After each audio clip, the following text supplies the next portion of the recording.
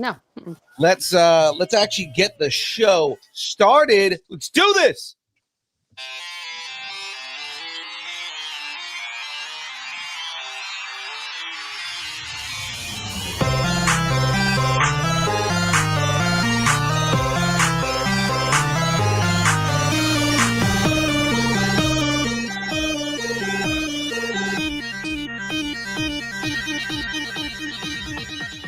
Distance nerding.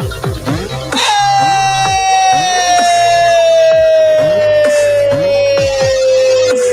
Well, good morning, ladies and gentlemen. What up? What up? Raggedy Ann is in the building. You know, it's Taco Tuesday. Ladies and gentlemen, you know what that means. You are now watching or listening or experiencing or doing all three at the same time to the Distance Nerding Podcast. Part of the Comic-Con Radio Podcast family. She's our best leading actress. It's Frey. He's our best live action short. It's not Ki Kwan. It's Chalmers 5000. He is the short for sure. You just call me short. He's John Cena's best costume envelope. It's Young Phil.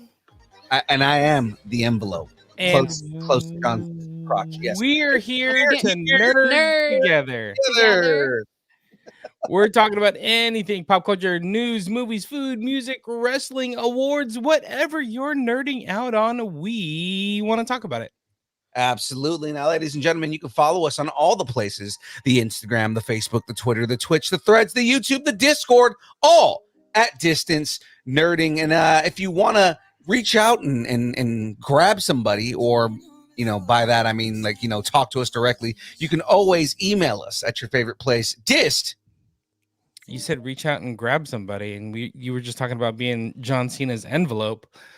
Jeez, watch what you're grabbing, buddy. Wash your hands. Or other things. Wieners. It's nerding at AOL.com, and we will read your email on the show. Good morning, lady and gent. How are we doing, guys? Good. Getting through the day. I am hydrating. Was there another revolt at your home this morning? No revolt. Everything went smoothly. Everything no was smooth? uprising. No uprising. Your children didn't try to murder you in your sleep? The kingdom is in order. Kingdom is in order. No rebel moon. That's definitely the place that James wants to be. Well, ladies and gentlemen, you have now stumbled on the best kept secret on the internet. You are now watching The Download.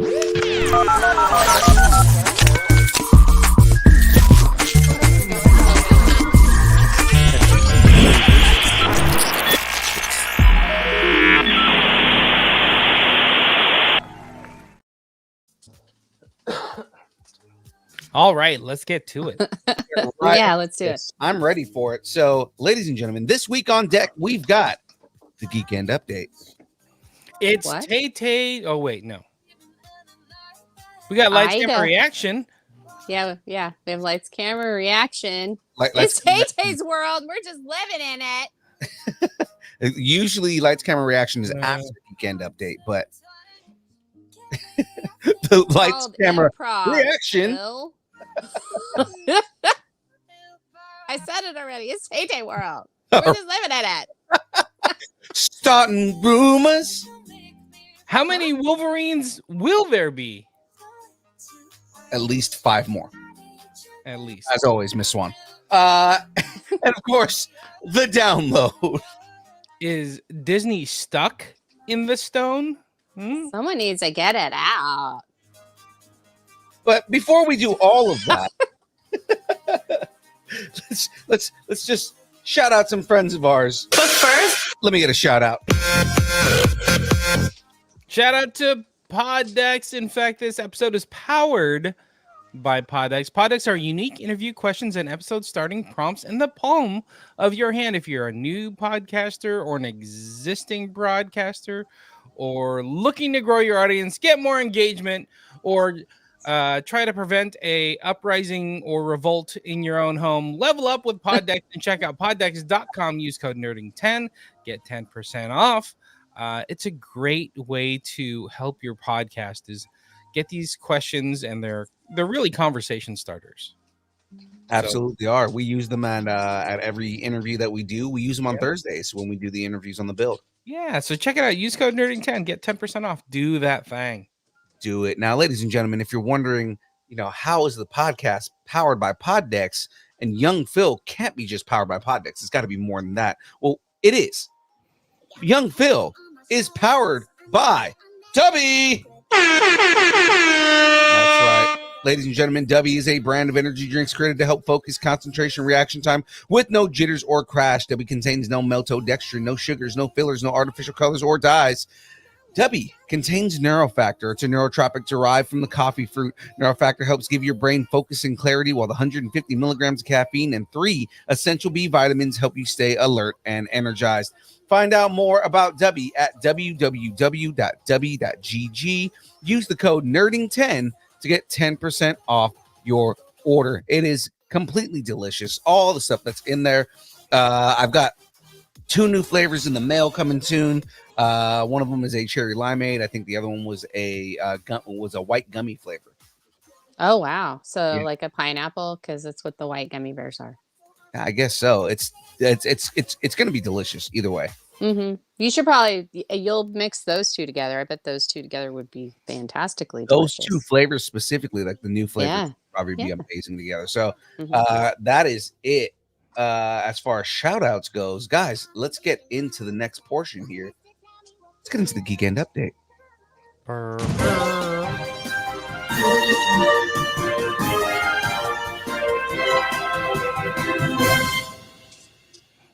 I feel like we should all have like ties on now and be sitting behind a desk. I know, right? The weekend update. Yeah, there. That's pretty good. Pretty good. Distance Nerding is on Comic-Con Radio. Listen to Distance Nerding and our second show, A Comic Conversation, via comiccon-radio.com. Look for the Distance Nerding podcast, including this episode and a new comic conversation each week on comiccon-radio.com/podcasts. Right, which get excited, ladies and gentlemen. New episodes are coming of Comic Conversation. I just edited a crap ton of them, so they'll be coming soon.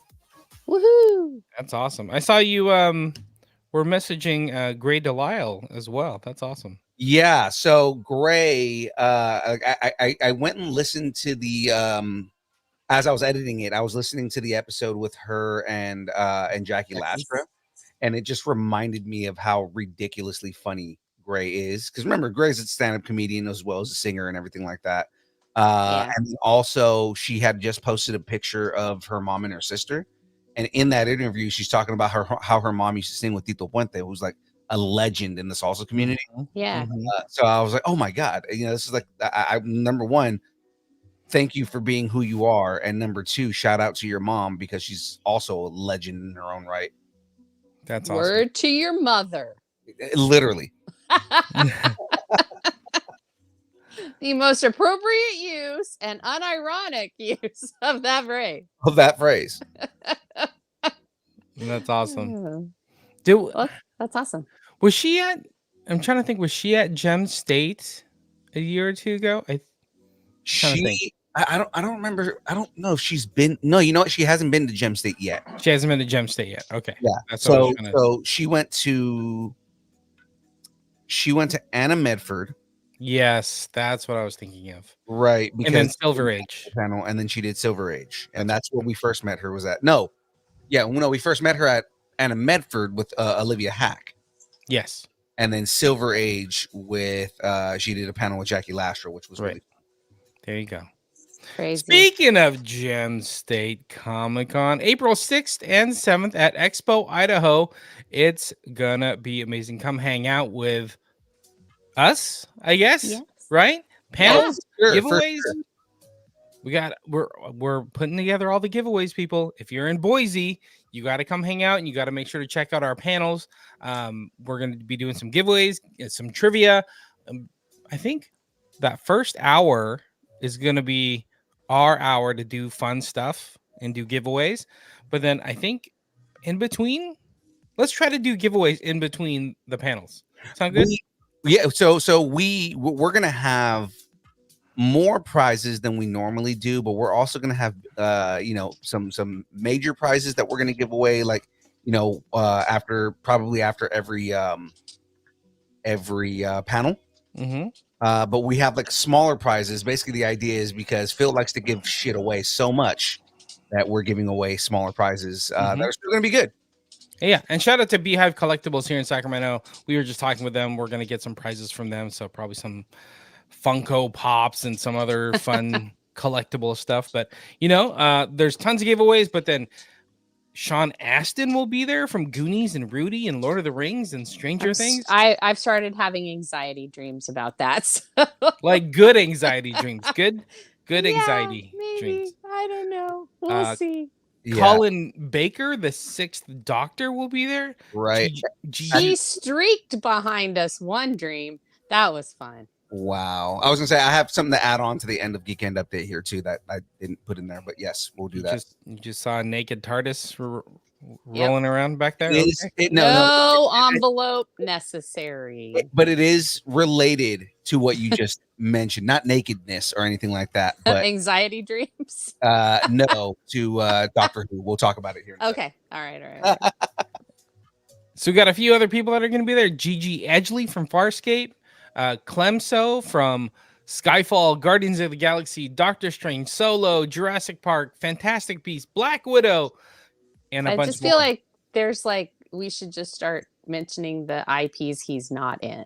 Right, it might be easier. Yeah. Brian A. Prinz from the 2018 Predator. He's super cool and fun to talk to. Spencer Wildling from Star Wars and Game of Thrones. He was like the body double for Darth Vader, so it's super cool. Right. In Game of Thrones, he was the body double for Darth Vader. Yeah. I missed a season of that show then. Yeah. You missed the season where Vader just showed up and started wrecking everybody in Westeros. Like I missed the lightsaber duel between him and Kit Harington's character. No, it was between him and the Mountain. There you go. And Vader lost against the Mountain. Oh, wait, I think I did see that. There you go. Ming Chen from Comic Book Man will be there. That's awesome. Tony Oliver from Robotech will be there. That is crazy. I didn't even know he was on. I'm afraid I'm just gonna burst into tears when he starts talking. You're like, oh my God, Rick! I know, right? I'll be your Min-May. Marie Westbrook, friend of the show. She's from Jujutsu Kaisen, Cyberpunk Edgerunners, Star Wars The Old Republic. She's super cool. I think she was supposed to be on the show, but we're going to reschedule her. So we'll get that figured out. So for everybody out there, I apologize. This Thursday, we are having to reschedule the show. I did mention this on a game stream a while back, but I currently have cataracts. And I'm having surgery on Thursday. It was kind of last minute, but they opened up a slot and said, hey, we're going to fix your eyes. So, because I'm getting my eyes fixed on Thursday, and I'm not going to be able to see in order to conduct an interview, we're going to reschedule. And she's very understanding of it too. So don't think you having surgery gets you off your distance nerding duties, bro. You still got to post episodes. All right. Sure. I can totally see everything to do that. I will get you a Braille keyboard and we'll figure it out. You gotta do he has audio. to learn Braille first, and probably by the time he learned Braille, then he would be able to see again. We'll figure it out. So Gem State Comic Con. Check out gemstatecomiccon.com for tickets, all the latest. A lot of times they're moving panels around or adding panels or adding guests. But on top of everything we talked about, there's a ton of artists. A bunch of our artist friends are going to be there, comic book artists, merch, food. It's going to be awesome. And all the cosplayers. So many friends up in Boise. I love it. I was going to say, I always, like, whenever I go to a con, like, I love going down, like, Artist Alley and stuff. Because it's just so cool to see who shows up. And usually they have fun stories to tell. And, so it's neat. Yeah, exactly. Exactly. And you never know what's gonna hit in the next Mhm. year or two, you know. So go check out those artists before they start blowing up. So Right. there you go. Gem State Comic Con. Woohoo! Perfect. I'll All be right. there. So what I was gonna bring up is over the weekend, I went to Sat Comic Con. Oh, nice. Oh yeah. And so we posted a couple of pictures and some videos. I was out there with the Long family cosplay. Awesome. Shout out to DeLong family. They are Uh, awesome. They're fun. so because all of us except for Sandra, the wife, all of us were dressed as Deadpool essentially. Mhm. We called ourselves the Legion of Deadpools, That's awesome. right? Or the Legion of Wades is what it was. The Legion of Wades. Why it should have been the Council of Wades. You know what? There was a couple of times where I would forget the name and I'd call ourselves the Council of Wades. Yeah. I mean, because I feel like Wade gives off more Rick energy than he gives off like He definitely you does. know, Legion of Superheroes energy kind of thing, or Yeah. Legion of Doom. But yeah. So you know, we were running around as like Deadpools, and you know, there was a couple of times I was unaware of this. Somebody said that I was a Fortnite version of Deadpool. That's awesome.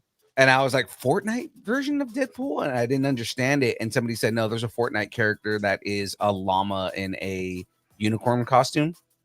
Oh, that's awesome. And that's why people think that I'm a Fortnite character. And I was like, oh, see, I don't even know that. I'm Deadpool dressed as a unicorn, which is something that Deadpool would do. But I mean, I'll take it, whatever, you know. But no, so we met a couple of new people. I was able to meet I was able to meet Jonathan Freeman, the voice of Jafar. Wow. Who also played Jafar in the Broadway show. Really? That's awesome. Which was did he do it at Disney first? Because didn't they did a preview at Disney and then they went to Broadway. I remember. Yeah. I saw him. Yeah, because I saw that show. I saw, and that was one of the things is I was like telling him like I was it was my pleasure to meet him because hey, you played Jafar. Jafar's an awesome character. I mean, he's a villain, but he's a very suave, you know, kind of smooth character for what he is. But then seeing him, are you saying he's a smooth criminal? He's very much a smooth criminal. But then he's also he played him on the Broadway show, and seeing him take that energy that he used voicing the character and putting that on stage, I was like, this is awesome, and I love this, and I wanted to thank him for his role, right? I was also able to meet I'm forgetting his name. His last name is White. He's the guy who played Gaston. Oh. What is his name? I can't remember. Oh goodness, I'm not awake yet. But Gaston, I met him, and same thing. Told him, hey, you know, to this day, you're still one of my favorite villains. I went to sitting right next to him was another major Disney villain that I'm a big fan of. But I was telling him, you know, you're one of my favorite villains. The other day, my wife and I went and did karaoke, and I sang Gaston, and I sang both LeFou and Gaston's parts.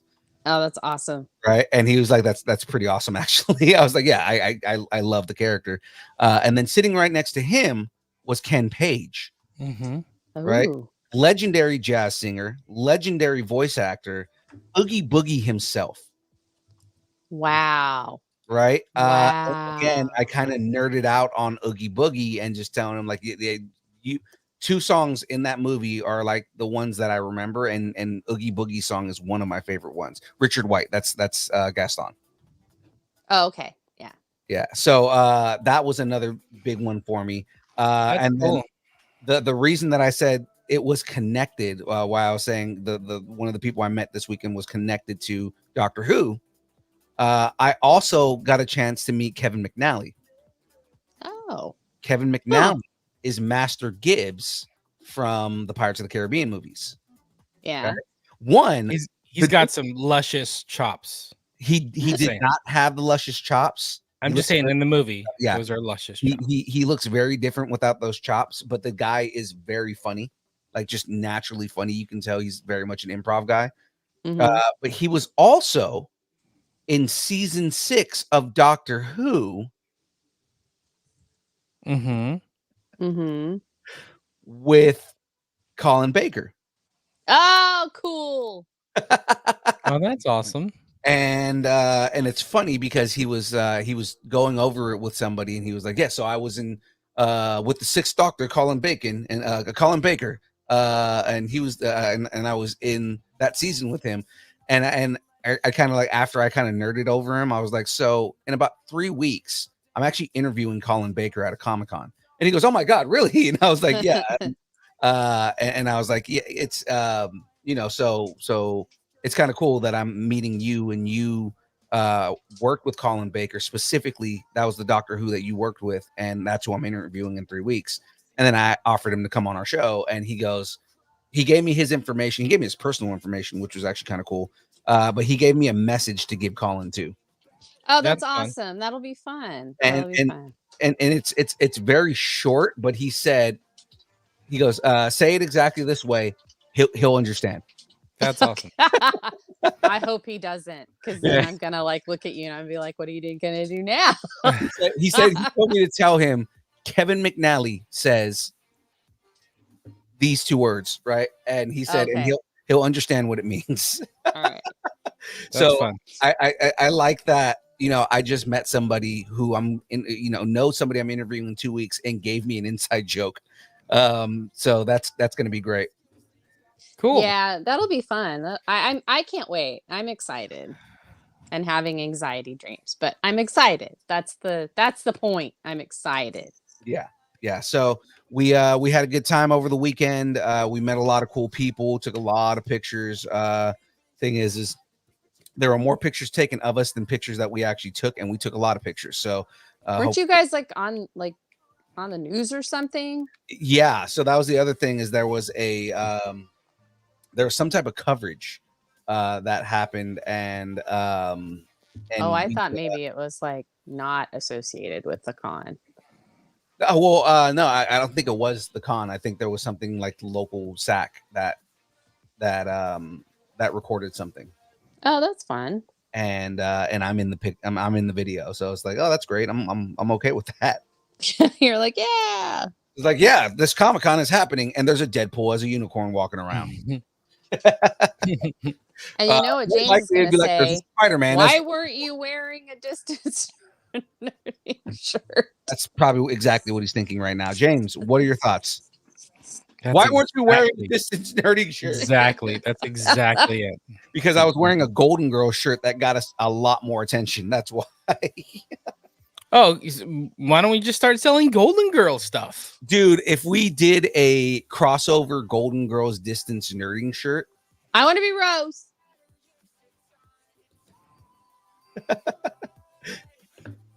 I do. James, I want to be Rose. That's fine. I'm saying James for sure. Sophia. I was actually gonna I was gonna make a joke about you being Blanche. I was like, no, he's more of a Sophia. I'm a Sophia. He's for sure Sophia. Well, I mean, sadly, honestly, I'm the Blanche. James would be more Rose, and I would be Dorothy, to be honest with you, because I'm the one that has the sassy tongue. So I'm saying, so does that make me the Blanche? I'm like the stupid. I'm sorry, I don't want to call her stupid whore, but I mean that's basically what she was. Whoa, hey. Rue McClanahan was not. She was not stupid. Debatable. She wasn't. She was Southern. She was. She did have intelligence. Southern lady. She did have intelligence to her, but she was generally kind of dumb.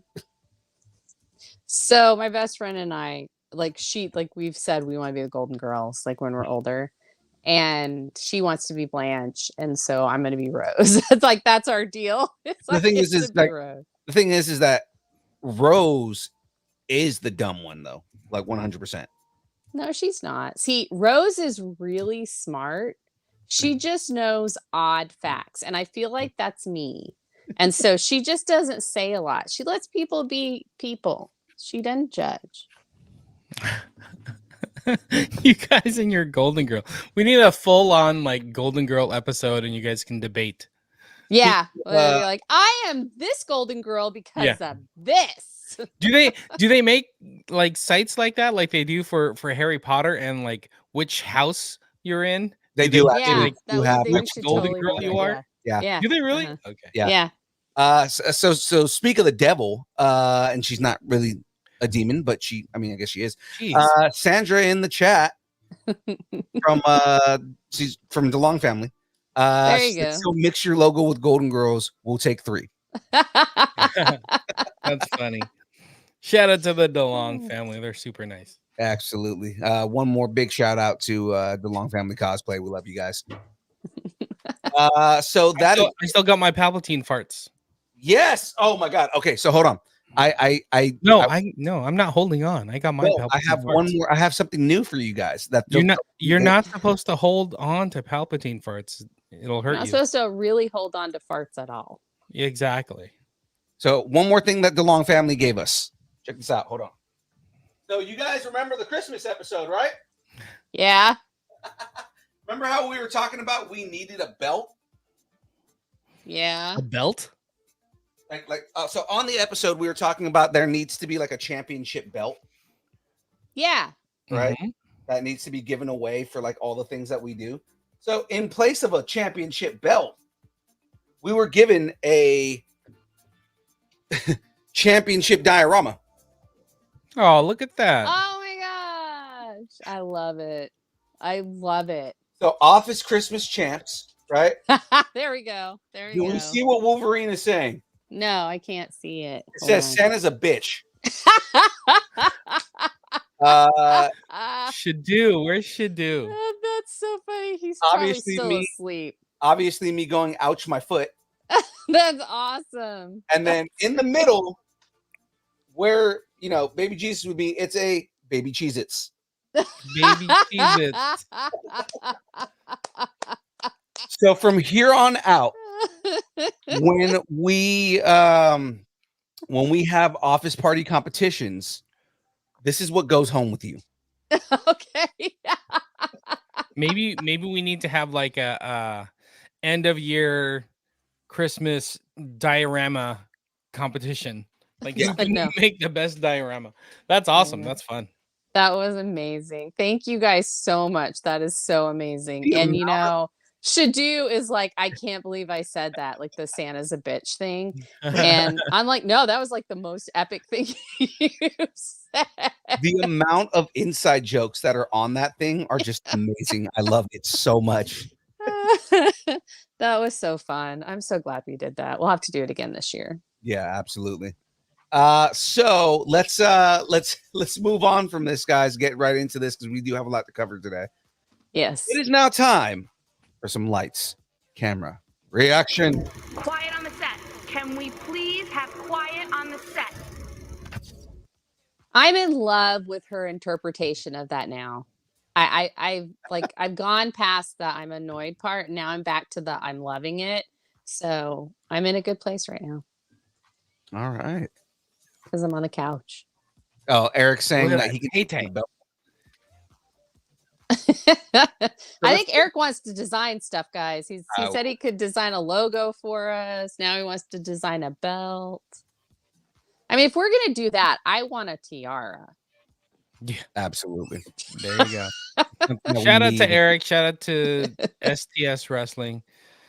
Yeah. Some of our wrestling buddies in the chat. That's fun. Say Wong is making emojis. All right, guys. So let's get into this. Let's talk about this first trailer. What we got? Speaking of champ, Tay-Tay. It's Tay-Tay's. It's Taylor Swift's The Eras Tour Taylor's version. This is going to Disney Plus, y'all. Are you excited? Young Phil, are you excited? You're gonna have brand new eyes just in time for some Tay-Tay. Just Yes. nobody Just tell say it. Jackie because Jackie is gonna do what your 5-year-olds do and play this over and over again. Yes, that's good. Wait, like I do that too, though. I play stuff over and over again. But it's because it's Taylor Swift. Well, no, but like a Barbie. No, I but do that's that. what I'm saying is Jackie's gonna do this just because it's Taylor Swift. Oh, but Because it's that's not. Tay-Tay. You're acting like that's a weird and abnormal thing. It's not. not. People watch things over and over again. It brings them comfort. It's not. I'm not saying it's a weird and abnormal thing. I'm just saying I'm going to get tired of Taylor Swift really easily. This is what, guys, this is what you're going to see at Gem State. Yeah. Just me and Phil going, what? No. What? Yeah. No. I'm just saying I'm going to get tired of Taylor Swift unless I take onto it the way that a Wild James takes on to Bluey. Yeah. Exactly. Right? You need to just lean into Tay Tay. That's it. But not while, Kelsey's around. Because if you lean in to Tay Tay while Kelsey's around, you might get a push, is what I'm saying. The chat is going ham over Taylor Swift right now. I love it. Hey, she got a lot of followers on Instagram. Girl knows her business. Hold on. Comics, don't be hating on Bluey. You missed the game stream where I played Bluey the video game for 5 minutes and almost wanted to blow my brains out. Let's watch the Tay Tay trailer. Tay Tay trailer. Tay Tay trailer. Okay, yeah, let's get to Tay Tay trailer here. Too many tangent-y inside jokes happening right now. All right. Tay. I actually haven't seen this. I purposely didn't watch any of the trailers. That's okay, because you're gonna watch it 10,000 times a day, just like young Phil. It's gonna be awesome. Sure. Well, I really wanted to see this, but I didn't want to go to the theater to see it because I wanted the Marvels to do better. Look at the production value on this. And she produced this herself, which is kind of a big deal. Like this, there wasn't a production company that did anything. She paid for all of this. Yeah, she did a lot. She knows herself and she knows her business. Yeah. And she stays true to who she is. That's why everybody really likes her. Whether you like her music or not, you respect her because she is authentic. And if you don't respect her because she's authentic, what does that say about you? What does it say about you? Yeah, that just means you're a hater. If you hate Taylor Swift because she's authentic, then you're just a shitty person. Let's just go with that. You're on the shallow end of the pool, people. Yeah, Kanye. Oh, wait, no. March 14th. March 14th. That's like a couple days away. Hey, That's like 2 days away. Kanye doesn't hate Taylor mainly because now he's talking about, well, I think I could still fuck Taylor. No. All right. The concert features in one of his delusions. Yeah, exactly. The concert features a full set of the pop star's career spanning 3.5 hour long concert for the first time. Wow. 3.5 hours. Wow. That's a lot crazy. of Tay-Tay. I just want to say that Aaron Watson, Taylor finally got herself a real man with Travis. He was trying on her clothes. Travis handling business. I know. I'm like, wow, Aaron, tell us how you really feel about Tay Tay. I think he's telling us how he really feels about Harry Styles. Well, little Harry Styles. March 14th is like 2 days. My God, comics. That was like one of my favorite things about the movie was the singing planet with the dancing and the whole I guarantee you the reason that happened was for the line of, oh no, he's bilingual. And it hit. It landed well. I loved that line. I'm sorry. Go ahead. We were talking Tay Tay. Yes, Tay-Tay. I like how the only comments are Tay Tay. You guys went to 10 different things in less than a minute. Oh my God. All right, Frey, what is your rating on the trailer? How much does it make you want to watch the Eras Tour? I'm giving it 1 million individual sequences out of 100 costume changes. I like it. Do that math. Do the math. All right. I give this 10 Travis Kelce beards for no reason other than it's Travis Kelce. And a Out beard. of out of 10 Tay guitars, because she can actually play. I'm pretty impressed with her and her Yeah. Did you musicality. see the sculpting on her arms? Just great. She Just- got No, because her eyes are up here, and I was looking at her eyes. Thank you very much. Well, actually, when she had her So- arms out, they were very like close to where her eyes were. So I'm not doing it because my Yeah, arms are not young Phil. sculpted, and I am not following Tay Tay after. I'm gonna give this. I'm gonna give this 9 pissed off fanboys complaining about the dumbest shit in the world. Usually complaining about how she's dating a football player, or I don't want to watch football. I don't want to watch Taylor Swift for 10 seconds. Out of 10, out of 10 remade songs of your own songs, so that the music industry doesn't like, you know, doesn't take you for granted. Because Wait, she's what? genius. She remade her first like 3 albums. Her Oh, first because 3 albums she didn't have the rights to him. because she didn't have the rights to them, but she remade them so then that way they were re-recorded versions that were ones that she owned. Gotcha. Yeah. Love So. love that business move. I mean, you're willing to remake your own music just so that way you can own it. That's fucking genius. It's Tay Tay's world, bro. We're just living in it. I'm impressed. It's. I Okay. mean, that's true. We are. Yeah. So let's move on here, guys. I feel like we should have done that one last because it's such an uplifting thing. I know, right? It's the big one. Yeah. So let's move into the next trailer right here, guys. This is uplifting. Fallout is uplifting, right? No. Yes. Yeah. You not know, I It's a just. big IP. eh. It's cool. I don't know anything about Fallout. This is a video game, right? Yes. Mhm. Like the aesthetic of the whole like video game like world and yeah, like the environment and stuff and the whole 50s vibe and everything is really cool. Especially in a post-apocalyptic backdrop. But it's just I don't know. I've just never really been a fan of wanting to play it. It just sounds like a lot of work.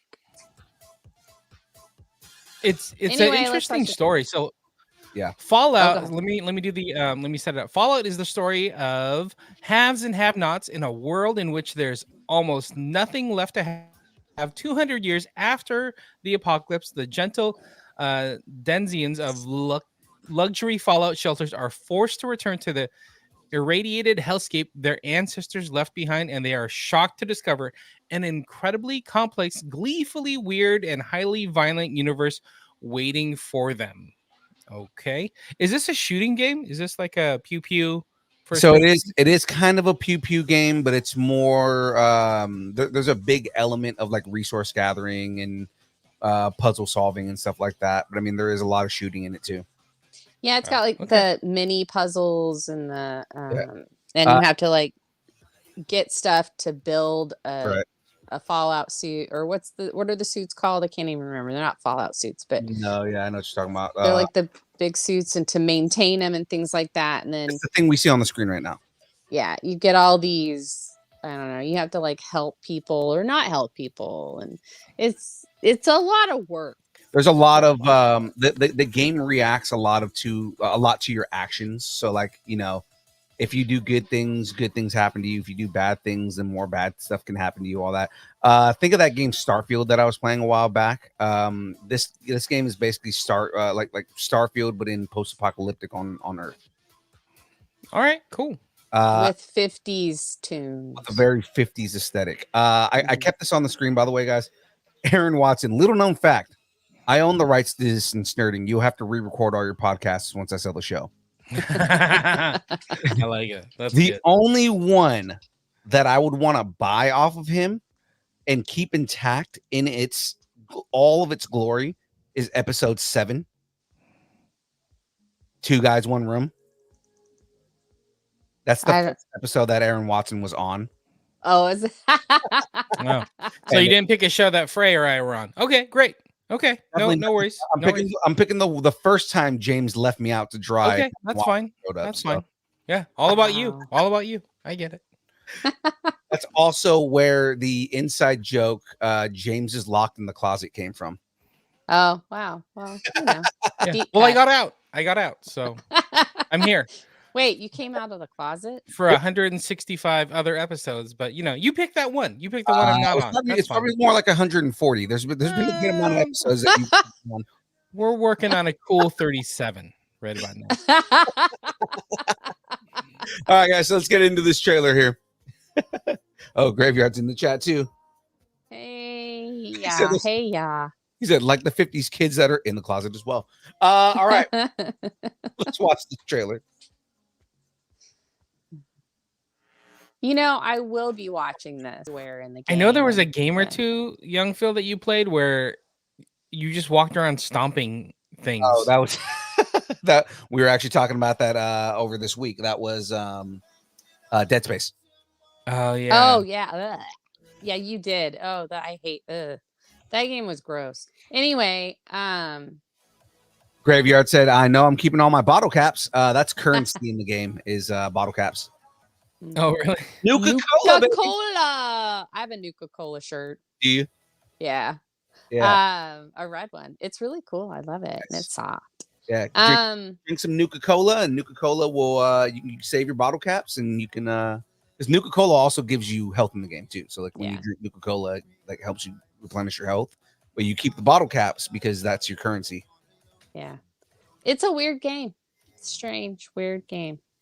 So Um, I kind of dig this. Fallout. It says Fallout is set to arrive on Prime Video April 12th, and I think they're dropping like all the episodes. Okay. Oh, that'd be cool. I Yeah. heard that. I read that somewhere, but I'll have to go back and look. But I think all the episodes are coming that day. So I mean, like I said, I'll watch it. It looks cool. I'm sure it'll be really funny. I'm sure it'll also be really like horrific and stuff. It's gonna be gory for sure because Yeah. the game is pretty pretty bloody. So it's like it's definitely gonna be gory. Well, and like the whole Westworld, like having Jonathan Nolan be the, and I'm sure right now he's celebrating with his brother. Yeah. Chris. Because Chris just won all the awards, which we'll talk about here in a little bit. Yes, yes, we will. But yeah, no, I thought Frey, it what was do you cool. think? I'm gonna give this. This is more of their action trailer, which I thought was good because the first one was more story focused. This was more action focused, like her Right. getting into trouble and stuff. I like this trailer, I think, a little bit more than I like the other one. I'm gonna give it 9 Pit Boys out of 10 Nuka-Colas. I'm just going basic here, people. I like it. I mean, that's still better than what James is going to give it because James is unfamiliar with the game. So Exactly. I'm gonna steal Graves' line. I'll give it 9 bottle caps because bottle caps are a thing. Out of 10 albino worms jumping out of the water. What was that thing? It wasn't a I said- cockroach. like I said, there are weird massive insect creatures that now roam the earth. And it's because there was like a massive nuclear war. So like the earth is just destroyed. Looks fun. yeah. Yeah. Nuclear war. Great. Yeah. Woohoo! So on that note, I'm Woohoo! going to give this 9 mushroom clouds out of Mushrooms. 10 mushrooms, out of 10 massive power suits that can punch a man through their chest with one punch. Mhm. Good times. Good time. The best of times. All right, well let's move on to our last trailer here. You want to give us an introduction here, James? I guess. Because I'd have to pull it up. Oh, there it goes. The epic sci-fi adventure, The Wild Robot, follows the journey of a robot, Roz for short, that is shipwrecked on an uninhabited island and must learn to adapt to the harsh surroundings, gradually building relationships with the animals on the island and become the adoptive parent of an orphaned gosling. Oh, Okay, is this gonna make me cry? It's gonna make me cry, Probably. isn't Yeah. it? Okay, It's the Rubik that made you cry. Just that's use strike just one against it. Go for it. Play Go it. ahead. Let's see it. All right, let's check this out.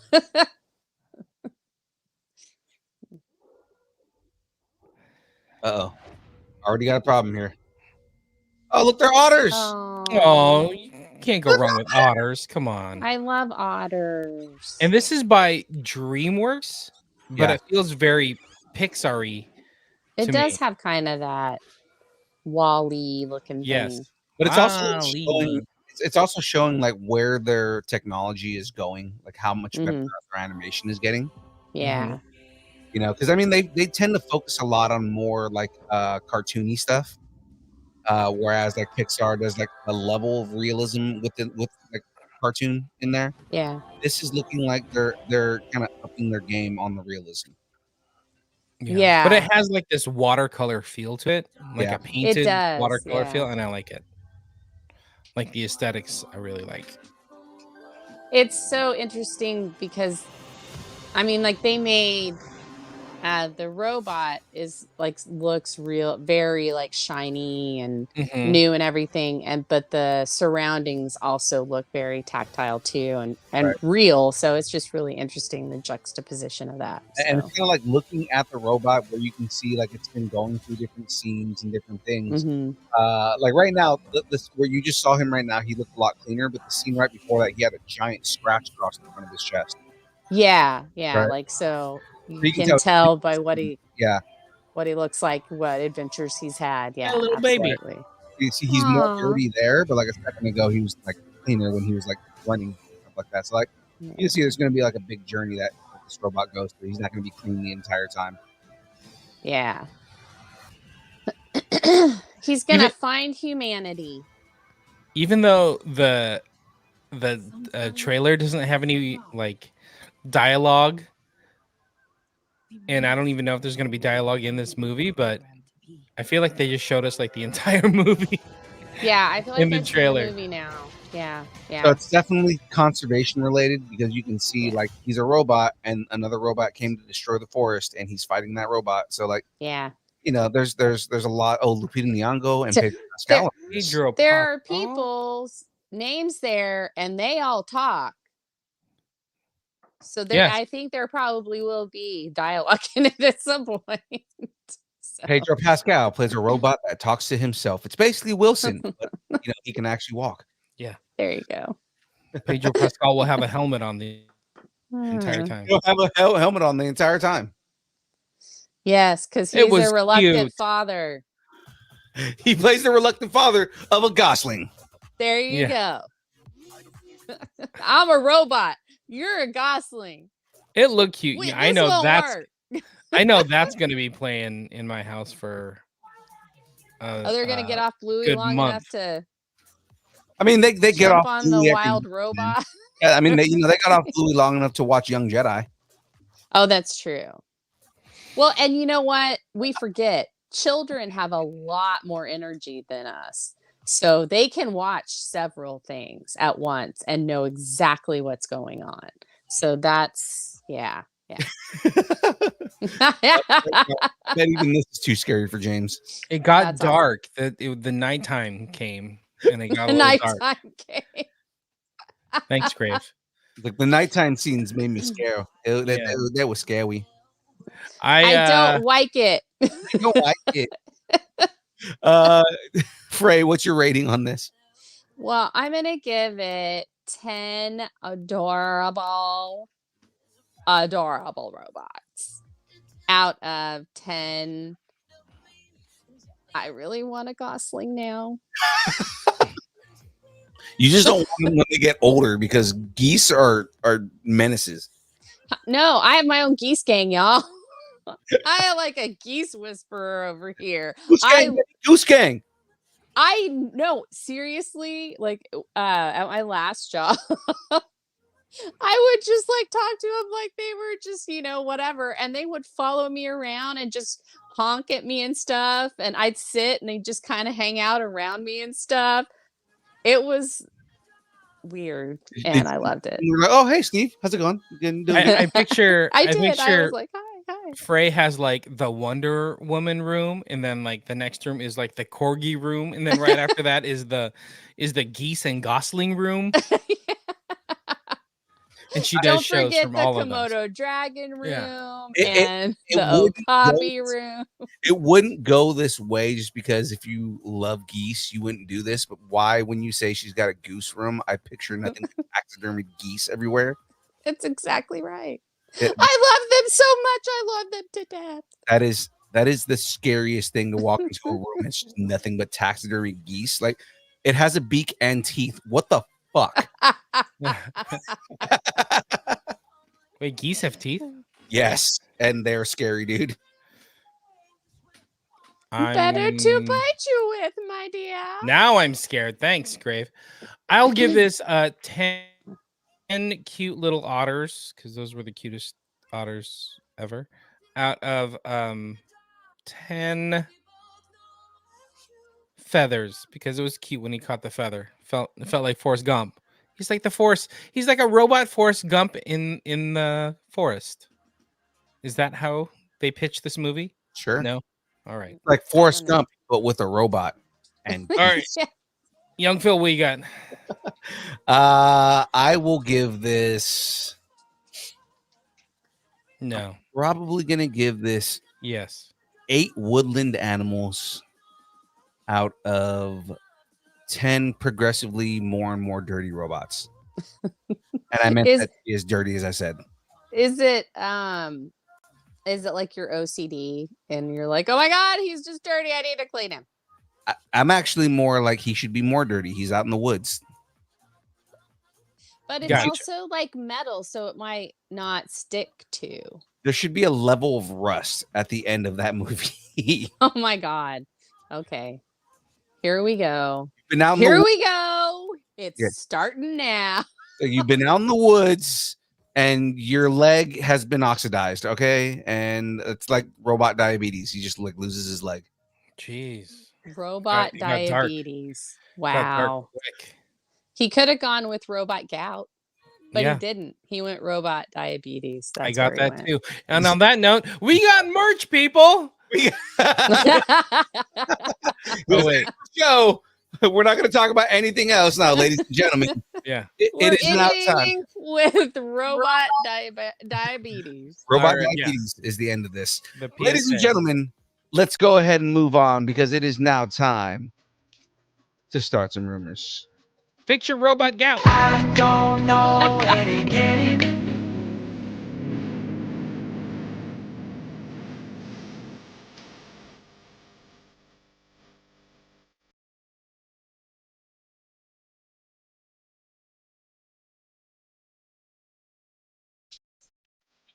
We have a new hope for some new Star Wars rumors. A new report has surfaced regarding the title of the Daisy Ridley upcoming Rey Skywalker movie. It was previously reported the movie will be titled Star Wars New Jedi Order, but looks like the title will actually be Star Wars Episode 10 or X, What? A New Beginning. Mm. Interesting. So, tacos on the table. What do you think this means for the storylines? Are we moving away from the Skywalker saga? Not necessarily Well- because at this point, Rey technically, due to her own announcement, because originally she was supposed to be, but now she isn't, is a Skywalker. So I mean, like, Yeah. if you're continuing the story with Rey, you're not really moving away from the Skywalker saga unless the focus is on Finn Yeah. Or other characters? or other characters. But I mean, like, it has to be characters who are not attached to the legacy of Skywalker, which Rey is a direct attachment to the Skywalker legacy at this point. Mm-hmm. Well, Mhm. I just see this might be her arc from the last Skywalker kind of thing to the mentor, to the teacher, Yeah. to the one that begins the order. I think the whole arc is going to be Rey making, beginning the new or like the new Jedi Order and bringing the Jedi back to the galaxy. And so a new beginning, the middle one will be her having to get all of the Jedi, all of the Force sensitives, that. And then the third one will be the starting of the new school. The other thing is if we're going that route, so Ahsoka Tano and the Ahsoka series essentially established that there are Sith in other universes. So if you're like, okay, well, the Sith have been wiped out with Palpatine. Well, no, Baylan Skoll was still out there doing his whole thing. Shin Hati was still out there, training other Sith. So I mean, they can just come back and invade, like find a way back to this universe, invade, and now you have an explanation as to who the antagonists for her storyline are going to be.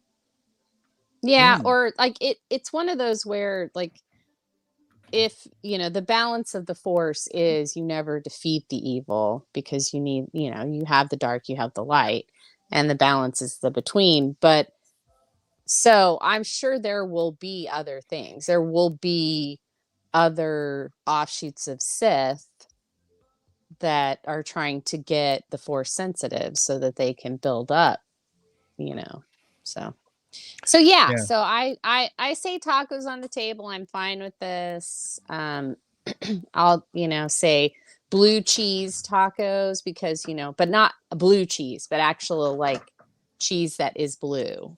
Made from blue milk. I was like, where are you getting blue cheese from? Now yeah. Now it makes sense. Because then I was like, wait, that's a real cheese. Let me rethink that. Yeah, I think this is supposed to be 15 years after The Last Jedi. Was that the last one? The Last Jedi? I think so. So no, 15 it years was after.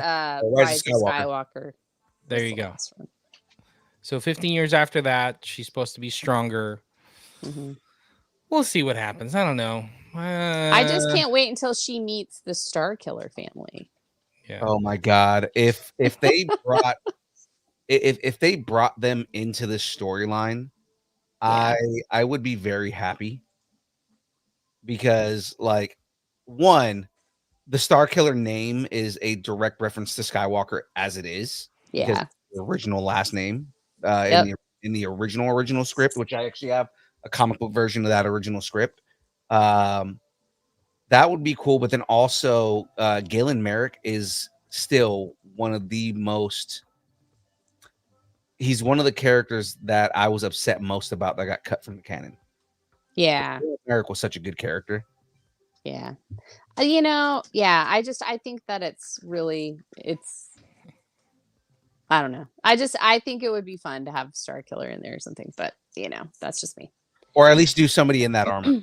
That would be cool. Yeah, right. There you go. His Sith armor was actually really, really cool. Well, I want it to be the what's his name? Sam Witwer. Sam Witwer would be dope because he played Galen Merrick. So it's like, yeah, it would be cool to see Sam Witwer come back playing the Sith version of Galen Merrick with that armor, especially because we know the armor exists because it was in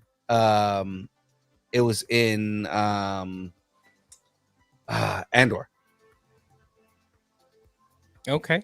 Yeah, it was a prop in Andor, and yeah, it was. Yeah, yeah. Everybody went like ape shit over it. So yeah, you're a prop in Andor. Yeah, you know what? I would pay me. I'll be a prop in Andor. I think we'd all be props in Andor if we were given the opportunity to do so. Yeah. You know why? Because I just want those damn travel biscuits. I know. I'm gonna say that my tacos are off the table for the name. And the reason being is because I don't think that they are going to attach this to the main storyline to go and make another trilogy. I know that they want to make more movies and whatnot, but I think they're going to start doing offshoots on characters. I'd like to see that. I always thought that would be cool. I thought I would love a Poe Dameron story. Yeah, that would be great too. I'd like a Finn and Poe. I want a faux. I want a faux adventure. A Finn and Poe adventure. A fake adventure. That's it. No, wait. All right, cool. Let's keep going. Spidey tingles in my pants. I mean, my suit. Ever since Andrew Garfield and Tobey Maguire appeared as their versions of Spider-Man in Spider-Man No Way Home, fans have been hoping that one day we would see them again and see their stories continue. The latest report says that a continuation of Andrew Garfield's Peter Parker story is definitely coming, but there's a catch. It won't be a standalone film. Everybody thought like, oh, he's going to get his own, what is it, Spider-Man 3? But it's not. So it's been rumored that Garfield has been approached by Marvel about joining Avengers Secret Wars. Oh, okay. Love So- it, love it, love it. This I've been hearing for like the last year. So Really? Have you? Thanks for talking to me about it. I've been hearing about Andrew Garfield and Tobey Maguire coming back for Avengers Secret Wars. So I mean, like, it's a lot of it is because Sony has been like pushing it because they did so well with Spider-Man No Way Home that they want to find a way to cash in on the characters. And if they can put those characters back into another movie, Sony gets a portion of it. So that's the whole thing is they're trying to. Oh, okay. Yeah. They don't have to do anything. They just sit there, and then Marvel has to send them a check, or Disney Yeah. has to send them. Right. Churro. And the more Churro. the more Spider-Man characters that Marvel uses, the bigger the check that Sony gets. So if you get, That yeah. makes sense. So if you Yeah. get like, you put 3 different Spider-Men inside of it, then they're gonna get a little bit more money. Or if what's his name wants to leave.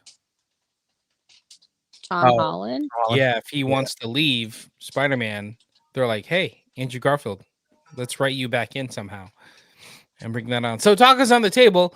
Will we get Andrew Garfield back in the Spidey suit Gwen?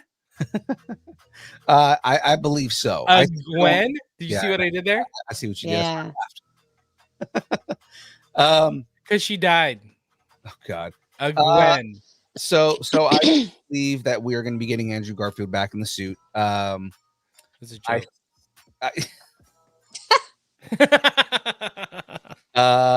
By the way, shout outs to Johnny the Norwegian. Our Norwegian buddy is Norwegian Titans in the chat on Instagram right now. Oh, nice. Oh, What's up, Johnny? awesome. Long time no talk to you. Hope you're doing better, my friend. Yeah, it's been a while. Yeah. Hope you're doing well, man. But yes, I do believe that we're gonna get Andrew Garfield back in the suit. I know he has expressed that he wants to do more Spider-Man. There's been rumors for a while that they're gonna do more Spider-Man movies in his universe. They confirmed that Venom is a part of his universe. So like there are different characters. A lot of these shitty movies that Sony's been coming out with are a part of Andrew Garfield's Spider-Man universe. So I'm sure he's like raring and waiting to go and make a movie with all that stuff. So That would make sense. And then they could do multiple movies of Spider-Man taking on these other characters. Yeah, I'd be actually into that. yeah. That'd be fun. Hey, it's Morbin time all over again. Yeah. Mm-hmm.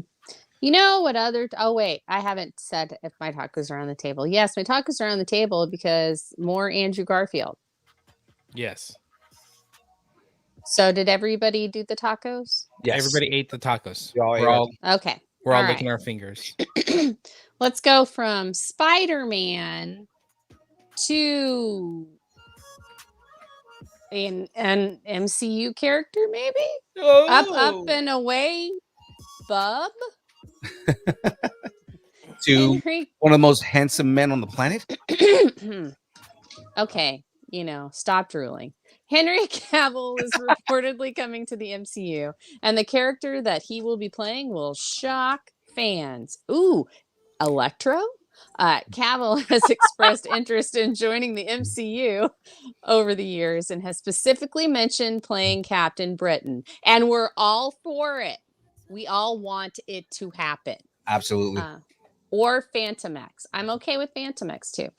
There was also a rumor that Cavill was cast as Doctor Doom, and in response to that, Hollywood Insider, My Time to Shine, hello, teased, he was offered something else and he accepted. The scooper added, Henry Cavill's MCU role is going to be a shock to some. I don't think they said it like that. That's kind of like the vibes that you gave us right now. Right, yeah. The latest rumor is Henry Cavill will make his MCU debut, say that fast 10 times, in in Marvel's Deadpool and Wolverine. Oh. They're reporting that Cavill will show up as Wolverine. Oh, wow. Mm, I don't know about that. okay. He's really tall. Yeah. He's tall.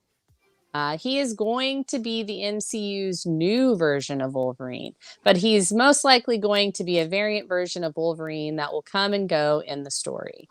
There's even a chance that he was teased in the Deadpool and Wolverine trailer as Patch, who we previously learned would be played by a different actor who is not Hugh Jackman. Talk is on the table. Will Marvel waste, spelled wrong, Superman on a gag role? I don't. My tacos are off the table on this one. Yeah, mine too. I don't think that they're gonna waste Henry Cavill on a gag role, even if it is Patch. Like, it's like that doesn't make sense to waste someone like Henry Cavill on that when everybody's pulling for him to be Captain Britain, or the other major one that everybody's pushing for is Cyclops. Like, it's I would rather him play one of those characters than just be thrown away as Patch. Yeah, they've done like fun stunt casting before. Now, I would like to say this, and I think this might actually happen because everybody's been so like, oh, this guy, he should come back and play Human Torch. I think it would be funny if they had Chris Evans playing Patch. That would be great, because I know Chris Evans is coming back or is coming for that movie, and everybody's assuming he's either playing Johnny Storm or Captain America. Yeah, yeah, I think it would be funny if he was playing Patch. Yeah, that would be a lot better. Like, I think that would be an even better swerve, because now at that point, then he would be 3 different characters in the Marvel universe. Yeah, so my tacos are nowhere near a table on this. Although I'm very excited to see the Society of Ungentlemanly Warfare, or whatever it's called, whatever he's in, and that picture's from. Because it's so awesome that he's in, like, with the character he's playing in this. His character is so different from the different characters that he's played, which just shows that he's got a lot of range. So, I mean, like, you could say he's got a lot of character. He's got a lot of character. And we like that. That was a pretty good one right there. So did everybody did Taco? That was our last rumor. All right, well, guys, it is time to get into the news, because it's now time for I'm on the wrong page. Sorry, hold on one second here. It is now time for He got really flustered because of Cavill. Yeah, exactly. Oh my God. Henry, it's time for the download.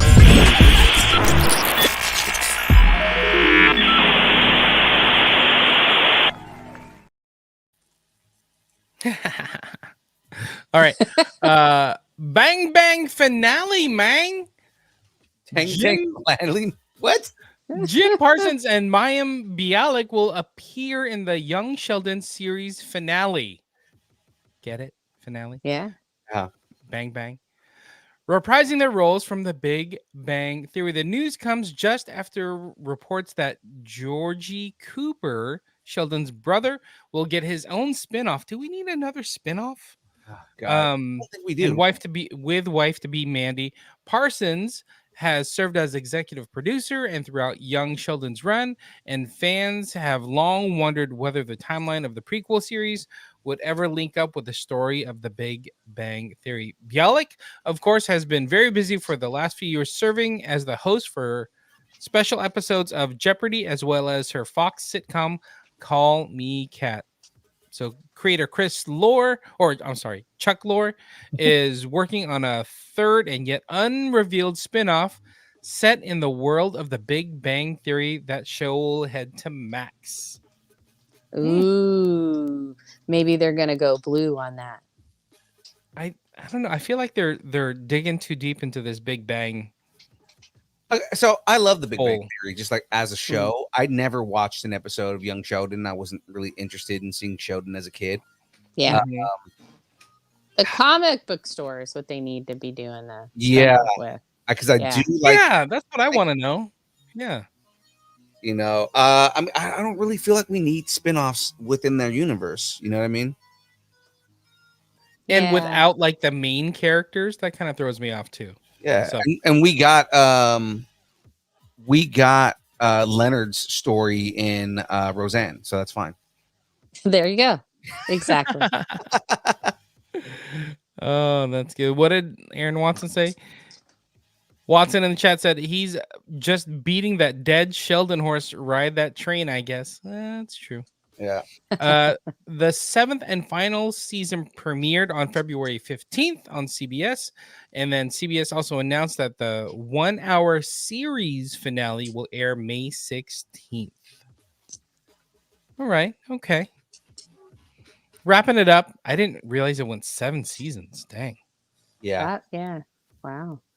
No, Jim Parsons also played a. I don't know if you saw that show Hollywood on Netflix, but Jim Parsons played a gay Hollywood agent from like the 1950s, 1960s, and he's a very different character in that show than he is from Sheldon. Yeah, he's been on a couple of things. He did the Mark Ruffalo movie. Yeah. About AIDS. And he was he played gay in that. I mean, he is gay. So He's gay. I mean, I think the only show that he plays straight is Big Bang Theory. Yeah. So. And you know who might actually turn a few people either gay or straight? Emily Blunt. Absolutely. And Emily Blunt definitely smells what The Rock is cooking, and also what The Rock is moisturizing. Yes. Thank you very much. Emily Blunt is in negotiations to reunite with Dwayne Johnson in his next film project, The Smashing Machine. The two previously worked together on Disney's Jungle Cruise. They were the best Jungle Cruise hosts. I went when they were doing it. Just you awesome. Went when they were doing that? Yeah, it was amazing. Wait, you were on a boat with them on it? No, I'm kidding. I They never was did that. They were in the movie Jungle Cruise. Well, that's just the thing. way it says They- here that no, two previously worked together on Disney's Jungle Cruise, not the movie. No, they actually did do that though. Yeah, No, I exactly. know, but no, I didn't. I wasn't. I was just Okay. messing. Okay, So- no, that's why I got You guys got really excited. I was like, I'm kidding, guys. This because is that was actually it. It's a really a cool thing. Somebody had a recording of it, and like the Rock as a Jungle Cruise host was actually really funny. Yeah. yeah. I know they did it. I heard people just thought it was hilarious and were freaking out and everything. It's like, okay. All right. No, look at the animatronic animals, So anyway.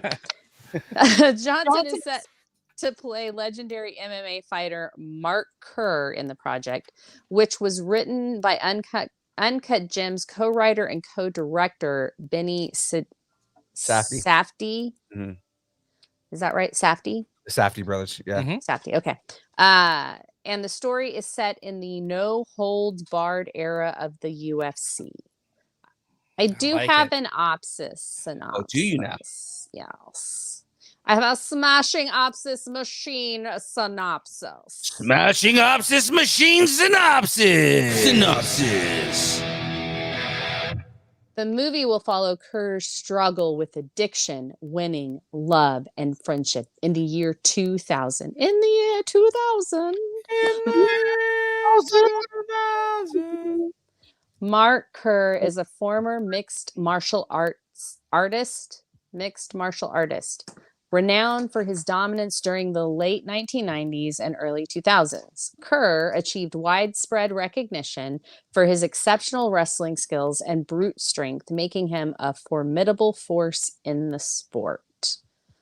During his MMA career, Mark Kerr was a two-time UFC heavyweight tournament champion, World Vale Tudo Championship tournament winner, a Pride FC heavyweight champion, a 1992 NCAA National Wrestling champion, 1994 National Freestyle champion, and four-time ADCC World Submission champion, solidifying his status as one of the most accomplished most accomplished fighters in sports history.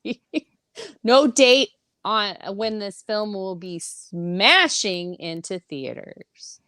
All right. But I think that's cool. This is the thing that we were talking about a few months ago that Dwayne Johnson had signed on to do. Right. Mm-hmm. This is what we were talking about. Yeah, I vaguely remember that. I've slept since then, so you know. I'm actually really interested in this. I wonder how, you're interested in something that Dwayne the Rock Johnson is I know, doing? right? Shocker. It's crazy. But like he's very physical, right? Mm-hmm. But we never really see him like in a cage fighting. He may do like stunts and action scenes and stuff like that, but like him in a cage with somebody, or in a ring, I should say, that'll be interesting to see. Yeah, or an octagon. There you go. Isn't that what they use in the UFC is octagon? I just pulled up a picture of Mark Kerr, and now I see why Dwayne Johnson is playing him. Do they act very similar? The facial features, they actually look somewhat similar. Mm-hmm. Wow. Well, I'm excited about it too. I really tend to like sports biopics. I just think that actors do really good jobs on them. So I like biopics or biopics, whichever one you guys want to say. In general, I think they're good vehicles. So I think this might do a lot of good for Dwayne. Yeah. I like it. All right, ready to move on? Yeah. Let's do this. Oh my God, Van is in the chat. Say Wong is saying Van is in the chat. No Wow. way. All right, more murders are coming to the building. Kumail Nanjiani is yet another name on the star-studded cast list for the 4th season of Hulu's hit comedy crime series, Only Murders in the Building. Nanjiani will appear in a recurring role that is mostly being kept under wraps, but his character will be integral in the series' investigation. Nanjiani joins previously announced new season 4 cast members Eugene Levy, Eva Longoria, and Molly Shannon. Meryl Streep is set to reprise her role from season 3. The series is led by Steve Martin, Martin Short, and Selena Gomez. By the way, the picture I chose for this article wasn't the picture attached to the article. Yeah, I just wanted to show. Hey, here's Kumail Nanjiani when he was like skinny on Silicon Valley. It's like, when you look at it, it's like here is Kamal in high school. Here he is in college. Look, he graduated. That's exactly the way it's going. It's like I said, like that's Kumail when he's in Silicon Valley, because that's where he got discovered. Yeah. He's like a little skinny Indian dude, and then boom, 2 years later, him getting ready for Eternals, and he's freaking jacked. Yeah, it's crazy. He got voted sexiest man that year because of how ripped he is. Yeah, it's nuts. I just want to show the picture off. Good for him. I think it's great that you guys give me so much eye candy. You're welcome. Also, it's not for you, it's for me. Nanjiani can next be seen later this month in Ghostbusters Frozen Empire. Do you think he's going to take his shirt off in that? He probably is. He's going to play a hot ghost. He's going to be all like, it's so cold in here. I got to take my shirt off. My hotness has to heat up the room here. My let me just heat everything. my abs are heating up the room right now. All right, calm your abs down. Well, you guys better start practicing your bending, because Netflix has renewed its live-action Avatar: The Last Airbender series for a second and third season, and the series will come to an end in season 3, which means they're actually going to be following the storyline. Yay! Yeah, there were 3 seasons, right? 3, Yeah. and then Legend of Korra. And then Legend of Korra, right? So season 1 was Book of Air, season 2 is Book of the Earth, and then season 3 is Book of Fire. Yeah. And Water gets no love. well, I was gonna say it's mainly because he learns water across the entirety of the show too. So Well, yeah, and it starts with water. Like that's where we come in right. to the story is water. So that's Right. where he starts. So of course it would end with water because it's cyclical. It's funny because the first season is called Book of Air because it's based on Aang himself, but I mean it's really the Book of Water. Yeah, it's like both. Yeah. So There is a Last Air Opsis. My cabbages Bender synopsis. I love Yes. you right now. Last Air Ops is my cabbages Bender synopsis. In the series set in an Asiatic war-torn world where certain people can bend one of the 4 classical elements, water, earth, air, and fire. No heart. The show's official synopsis reads, Aang, played by Gordon Cormier, Filipino in the house, whoop, whoop, is the Avatar, the only one capable of bending all the elements, and is destined to bring peace to the world from the Fire Nation. With his new companions, Katara, played by, I can't say her name, Kiawento Tarbell, and Sokka by Ian Ousley, Aang sets out to master the elements while being pursued by the exiled Fire Nation Prince Zuko, played by Daniel Day Kim. That is not Zuko. Zuko is not played by Daniel Day Kim. That's wrong. Yes, Daniel Day Kim is playing Fire Lord Ozai. Zuko is, I don't know the kid's name, but he's badass. Who seeks to regain his honor by capturing the Avatar. Season 1 of the Avatar: The Last Airbender is now streaming on Netflix. We haven't even really talked about Avatar, have we? There's a water streaming joke there somewhere. No, we were waiting on everybody to finish watching it so we could do a breakdown. yeah, we got to get Netflix so we can watch it. So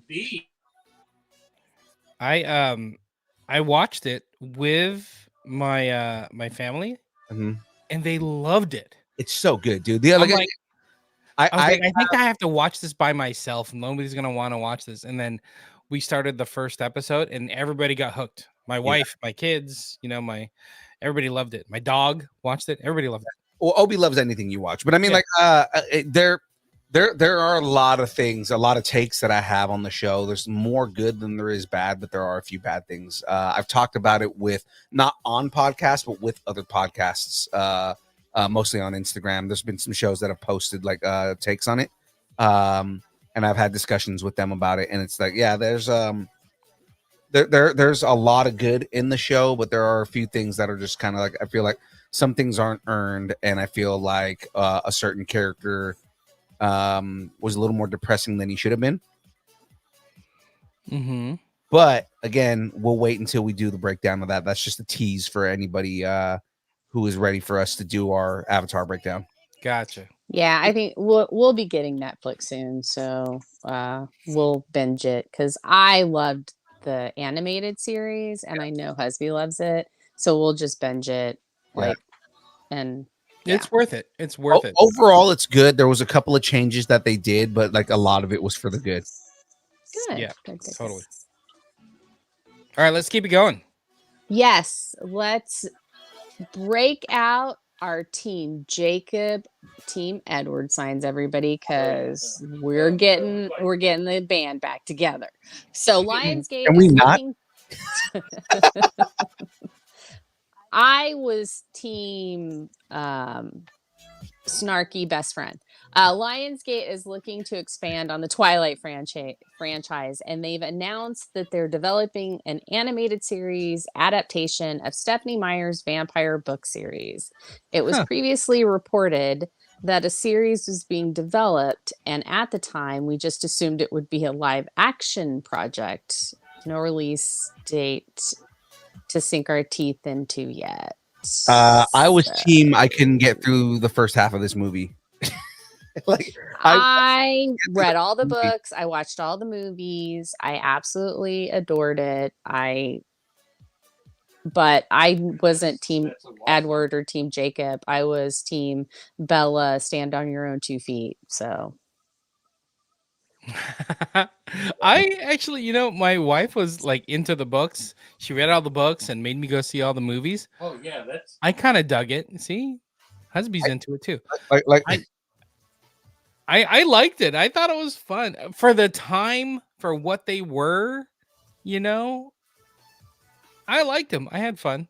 Team Yeah. Jacob, by the way. Come on now. like I it said, was a didn't get different through the way first to see movie. vampires. It was a very rich world.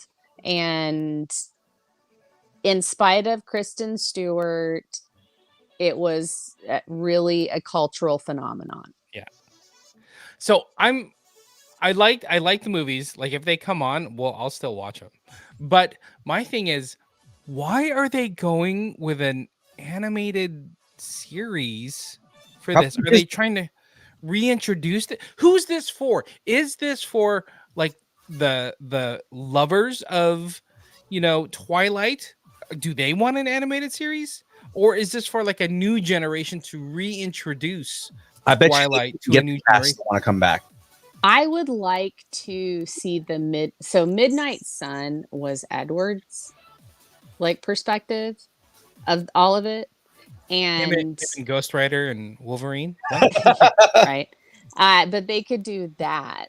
And I mean, I'm just gonna say this right now. Sparkle, sparkle, bitch. They can do more sparkles. Pattinson wants nothing to do with this stuff. So I guarantee you. I mean, that's probably a big linchpin in this. Is like, Yeah. okay, well, can we do this without Robert Pattinson? Because he's probably the biggest one to come out of all of this, right? Taylor Lautner didn't really do very much after he tried to get into that like action scene, but just kind of fizzled Mhm. out. And Kristen Stewart, and she's not the greatest actress. So I'd rather see Taylor Lautner do a Shark Boy and Lava Girl 2 movie versus instead of a Twilight movie. But yeah, nobody got that? Lava Boy, Shark Girl? I was gonna say he played Lava Boy. I got it. Yeah. I got it. I loved it. Yeah. Like I said, like I'm sure that they're just like, okay, well, we can get somebody who can voice match the character, but if Pattinson doesn't want to come back to this, because Pattinson spent the last 20 years trying to get his career out of the shitter so that people could take him seriously as an actor. So, but now he's back to bats. No, and that's what's funny is like that was everybody gave him was giving the whole production team on Batman shit because they were just like, so we're gonna go and take the sparkly vampire and make him Batman. And I was like, if you've seen anything else that he's done in the last 20 years, the dude is an amazing actor, right? He Yeah. is. Speaking of the Safdies are the ones that put him on. Like he was in like maybe 3 Safdie movies, and that's where he like really showed his acting chops, right? Like he's a really good actor. The thing is that he was trying to dig himself out of the Twilight hole, because everybody associated him with Twilight and not with being this great actor that he was. Batman was a step into a larger franchise that took him out of Twilight. Mm-hmm. So that's the whole thing is And Tenet. He was great in Tenet. he was good in Tenet. He was amazing in Tenet. The problem with Yeah. Tenet is it got overlooked because so many people didn't understand the premise. And he And didn't that it's the exact same word spelled forwards or backwards. Which is actually part of Yes. plays into the storyline. But I mean, like, yeah, Okay. All right, Phil. Stop Phil I'm splaining. mansplaining it. I know. Knights of Oa. So Matt is in the chat saying that he's actually a big fan of Twilight. No, his And wife. that his wife was. Well, look at this first comment. Yeah, he said he told his wife the news and she was not happy, but he's kind of excited. So, Right, so yeah. he's a fan, and his wife was a fan of it. Well, I mean, Gotcha. Okay. she's still a fan. She's probably just not. She thinks it's gonna suck. Pun intended. Ha! I see what you did there. I see what you did there. All right, let's go ahead and move on, guys. For the next one? Okay, let's do it. And screen. Siop, Himmelin, Det in Fergal. Where's Johnny? Det et Fly, Det Superman, James Gunn. That was horrible. Okay, hold on. Horrible idea. Did you do Let that, me- for Johnny? Was that German? No, it's supposed to be Norwegian, but that's what I'm saying. Like, did you do that for Johnny? Gunn. Let me Johnny, explain did it. you James Gunn understand is a damn currently- thing he said? Please, on Instagram, Johnny, tell me if you understood a damn word James just said. I've spoken Norwegian many a time to Johnny, and he understands it. James Gunn is currently shooting the Superman movie, and the first scenes that he's working on are being shot in Svalbard, Norway, thus the intro. This is the location for Superman's Fortress of Solitude. Interesting. Okay. Start up in Norway. Gunn also shared some details. We have filmed the first scenes, which are when Superman flees to the ice fortress.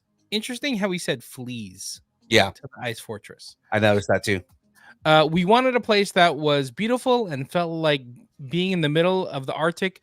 So we looked at several places in the world, but there were many things that sold Svalbard for us over the other places. First, there was the natural beauty, but also the fact that you'll find a varied landscape here that you won't find anywhere else. Oh, he took a nice little vacation. Nature gives a special feeling. Good for you, James Gunn. Superman will fly into theaters July 11th, 2025.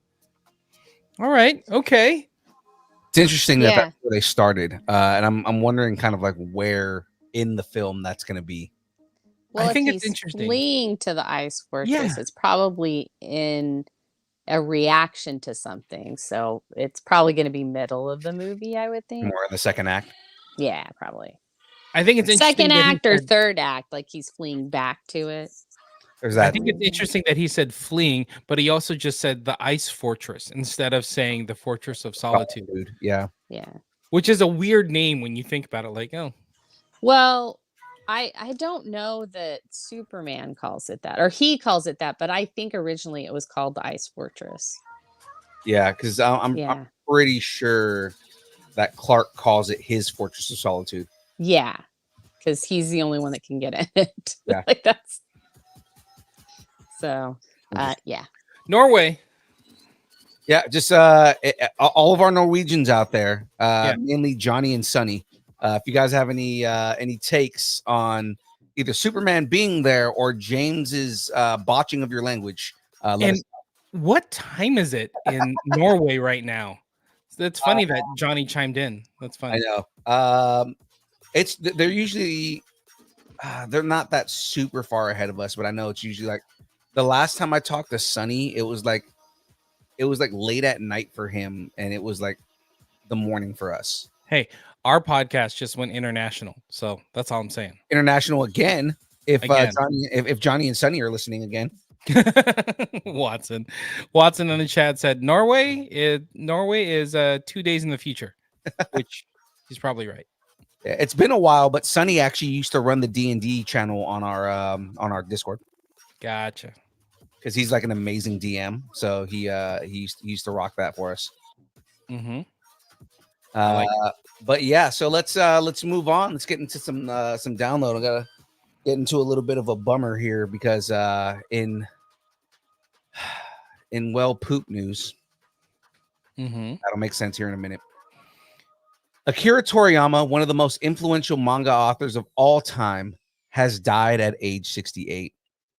His production company, Bird Studio, said in a statement on Friday that the cause of death was an acute subdural hematoma.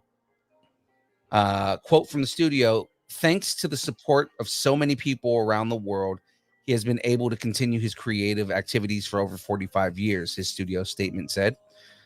We hope that Akira Toriyama's unique world of creation continues to be loved by everyone for a long time to come. Toriyama was born in Nagoya, Japan in 1955. He was known globally for his best-selling manga series Dragon Ball, which follows the adventures of an eccentric young warrior named Son Goku, who possesses superhuman strength and practices martial arts beyond the world of anime and manga. Toriyama's influence can be seen in somewhat surprising ways as well. The poop emoji, for example, drew direct inspiration from a character in Toriyama's first major hit in the 1980s, Dr. Slump. Didn't know that. Yeah, I know. Like the poop emoji was created by Akira Toriyama, which makes it even like in the 80s. In the Yeah. 80s, it's even just makes me love Akira Toriyama even more, right? Bird Studio said that the Japanese author was in the process of creating several manga works, but they did not say whether the works will still be released despite his passing. Rest in anime, King. There is some more news that just popped up this morning that I didn't get a chance to write in the story, but I didn't get his name. I think his name is like Toro something.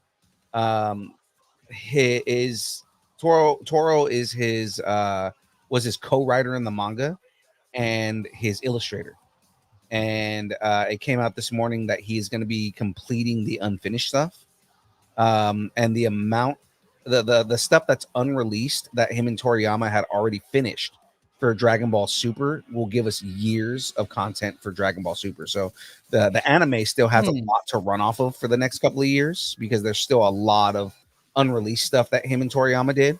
But he said he's basically Akira Toriyama, when he realized that like he wasn't going to make it through the night, told him that he wanted him to finish the storylines, and if he makes anything from there, that's on him.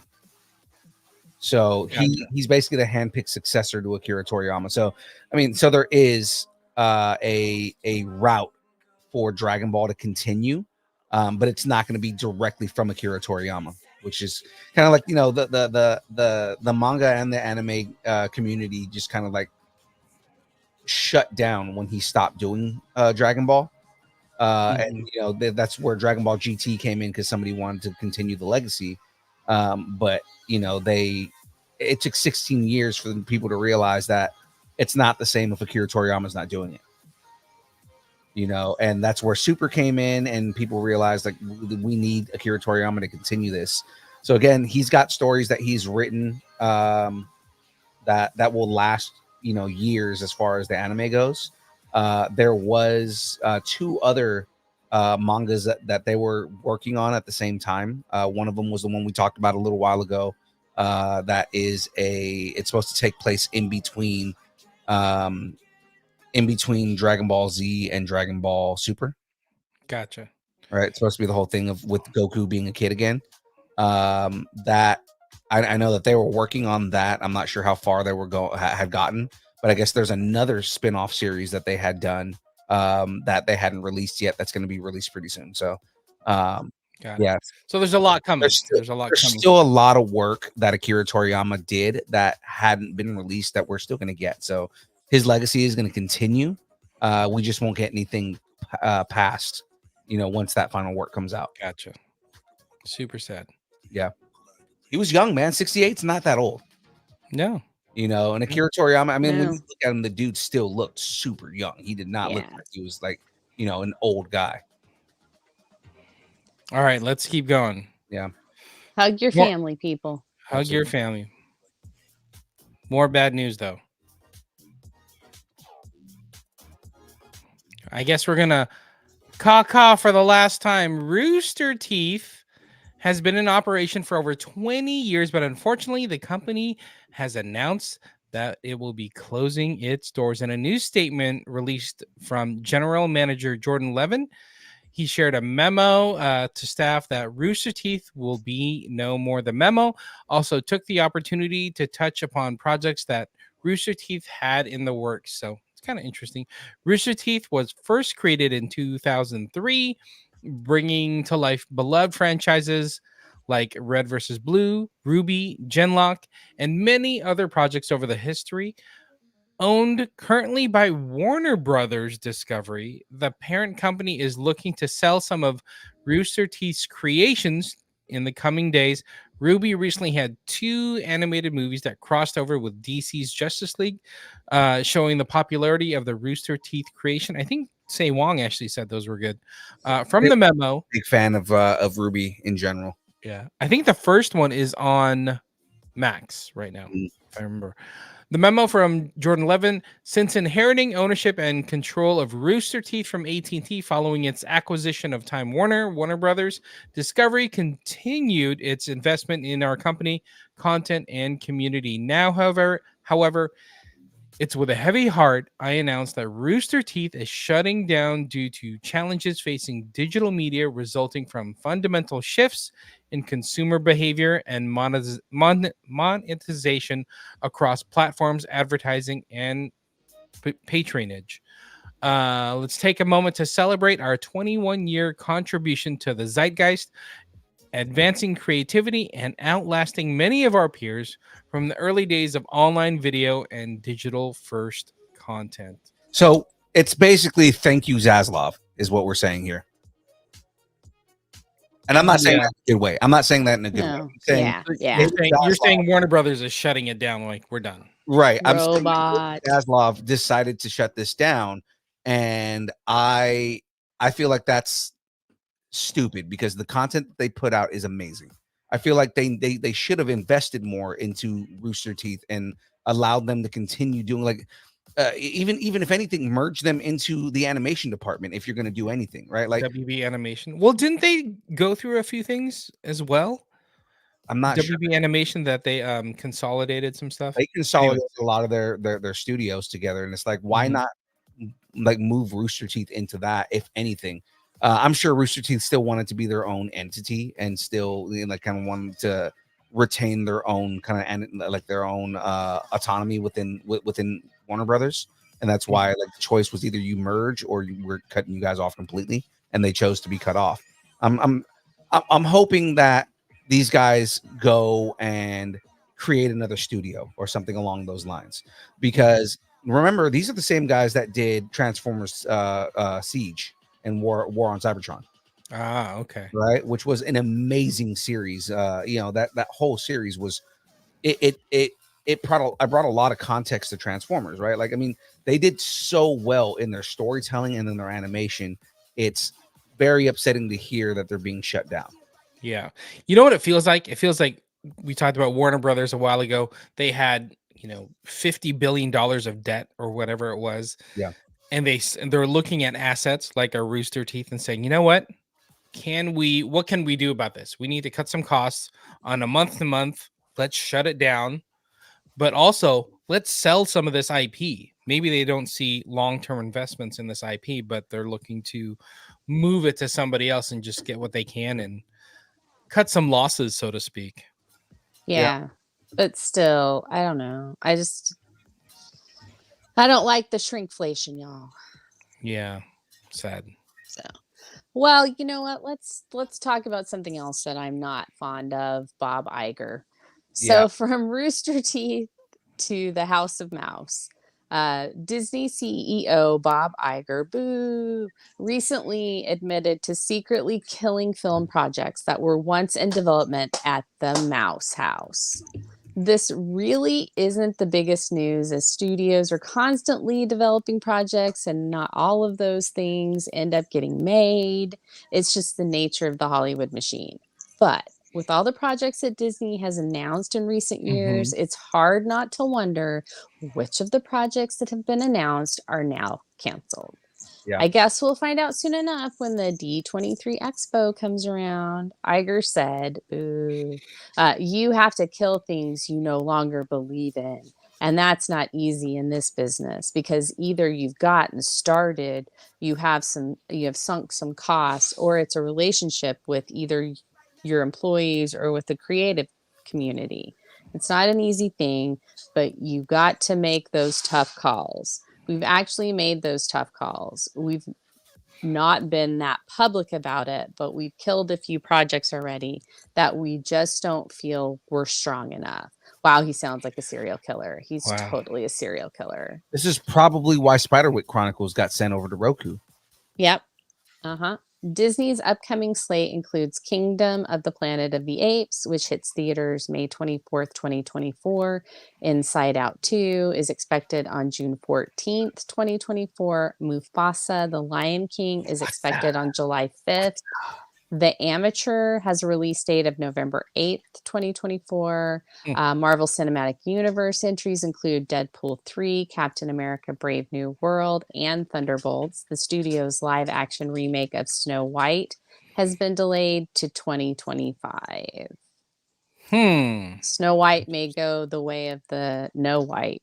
So, Yeah, there's a lot of hate over that right now. yeah. A lot of it so- being over the dwarves themselves, a lot of it just being over fanboys, like fanboys getting pissed off that they're making Snow White more independent, and they don't like that. They want her to be the damsel in distress. So Which, I mean, she really wasn't in the first one anyway, but whatever. I'm not going to get into all that. I'll be here all night. So again, just I'm not too happy with where these rich CEOs are at, and kind of like, let's just stifle and destroy creativity just because we have the money and we can do that. We would rather not allow creators to make good content because we have to have our hands in it, because, well, no, I have to make sure it makes money. Well, you know how you make sure it makes money? You let the creators create the shit that they're making. Yeah. And fucking get out of the way. I And think give this them is the money to make it quality. Yeah. Mhm. It's like you're not, I'm sorry, Bob Iger, you're not Walt Disney. Okay. You're not a visionary creative the way that Walt was. Walt created Mickey Mouse. Walt created all of the beauty that is Disney. And for all of his faults, he was a creative person. And he understood creativity. He understood originality. You don't. And this is going to kill us for anything that, we're never going to make a Disney project now because I'm an asshole. But I mean, like, Yep. Thanks. yeah. Appreciate it. But the thing is that it upsets me as a fan, as a person who loves Disney, with when you make decisions that affect, that you're thinking of your bottom line rather than thinking of originality and being creative, which is what Walt would have wanted. Yeah. I was thinking this feels like a course correction from the last, regime or whatever Mm. it may be. Like, they announced a bunch of stuff. We're just going to like pump out content nonstop, for Disney Plus, go. But, his big thing has been like, let's do quality over quantity. So let's pull everything back. Theaters are back open. Let's push stuff into theaters, but let's make sure it's going to do well. Let's make sure it's going to make money. So, And let's take it back to the late 90s, early 2000s, because that's when I was relevant. yeah. Sorry, I am not a Bob Iger fan.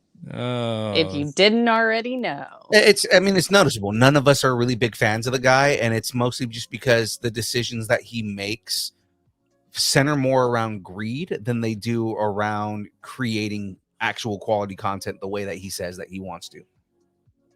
And it's Though like, I will say, when he came back, people were very excited for him to come back. I was too. But the thing is Yeah. the moves that he has made since he's been back have been more centered around, well, I want to make more money, than it's been around creating good quality content. And it's like, what it comes down to is, if you focus on good quality and you focus on making your fan base happy, then in turn you will make the money. Right. But if you continue to stifle your fans and you continue to, start catering to the rich rather than catering to your average fans, you start losing that money, and then you're going to start upping your prices, and you start making it more of an elite thing. Like, again, I'm going more towards raising prices at Disneyland. I want a churro. Oh yeah. That's when he's more. So good. That's been like the recent thing he's been doing is raising all the prices for everything at Disneyland. and like making it seem like it's a good thing that we're raising prices at Disneyland. And it's like, no, it's not, because yeah, you're getting more expensive clientele that are coming willing to pay for that. But the majority of the people who want to go to Disneyland can't do it anymore because they can't afford it. I hear you. Yeah. I know. I just went to Disneyland. I hear you. I hear you. Enough, Bob Iger. Let's keep it going. Who's got the next story? Wait, there's more Bob Iger in this Oh, one wait. story. Go, Phil. It's you. Oh, we're still on the Say Bob. words. Say words. Words. Speaking of, the sword is still stuck in the stone.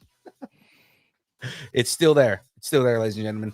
Disney CEO Bob Iger recently revealed that he's been secretly killing off film projects that have been in development at the studio, which we just talked about. Sounds like maybe one of those projects was the live-action adaptation of Sword and the Stone. That sucks. The movie was being developed for Disney Plus by the director of 28 Weeks Later and Damsel, Juan Carlos Fresnadillo.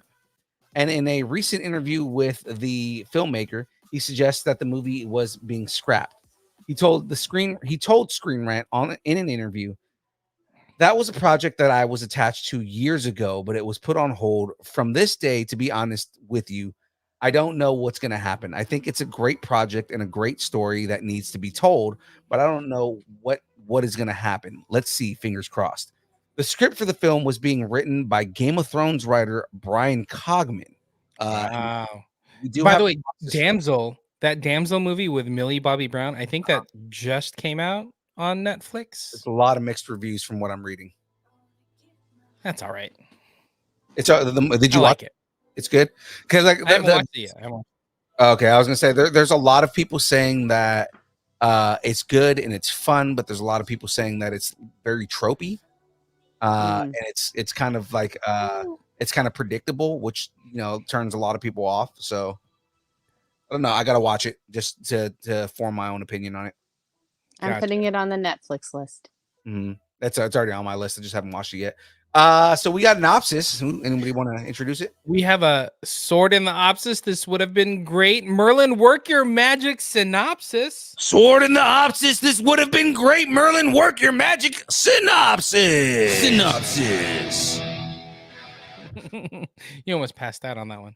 I know, right? It's because I hold my breath the entire time. I'm doing it wrong. The story is a reimagined account of young King Arthur's upbringing, focusing on the tutelage under the eccentric wizard Merlin. The film offered a mix of humor, adventure, and magic, and as Arthur, also known as Wart, stumbles upon Merlin, he embarks on a journey of self-discovery and learning, culminating in the iconic moment when he pulls the enchanted sword from the stone, proving his rightful claim to the throne of England. Is that like a sex reference? What? Pulling the sword from the stone? It might be, but I mean, like the idea was, the sword was stuck in the anvil and in the stone, and only the true king of England could pull it out. I mean, I'm just saying that just seems like a thing. Maybe I'm just too embedded in the Game of Thrones mythos right now. Anything could be a sex thing, especially with Game of Thrones writers. I think part of this, like where my understanding of why you would scrap something like this is because there has not been a good adaptation of the Arthur stories in like recent years at all. Right. So like, I think that is partially one of the issues with this is like, okay, well, we haven't seen any, like nobody's been able to crack this code with doing a good Arthur movie, which partially is writing and partially is, just getting decent direction on it. And the whole thing is, I think Iger was just more like, we're trying to do a story that can't be done right. So we're just not going to do this. I get why you would cancel something like this. Because I don't necessarily feel like you would need another Arthur story unless you do a really good job of it. And it's also like, to what level are you able to incorporate some of the actual storylines? Because the Disney version was fabricated for the Disney movie and wasn't wasn't like super based on actual like the actual legends and storylines, right?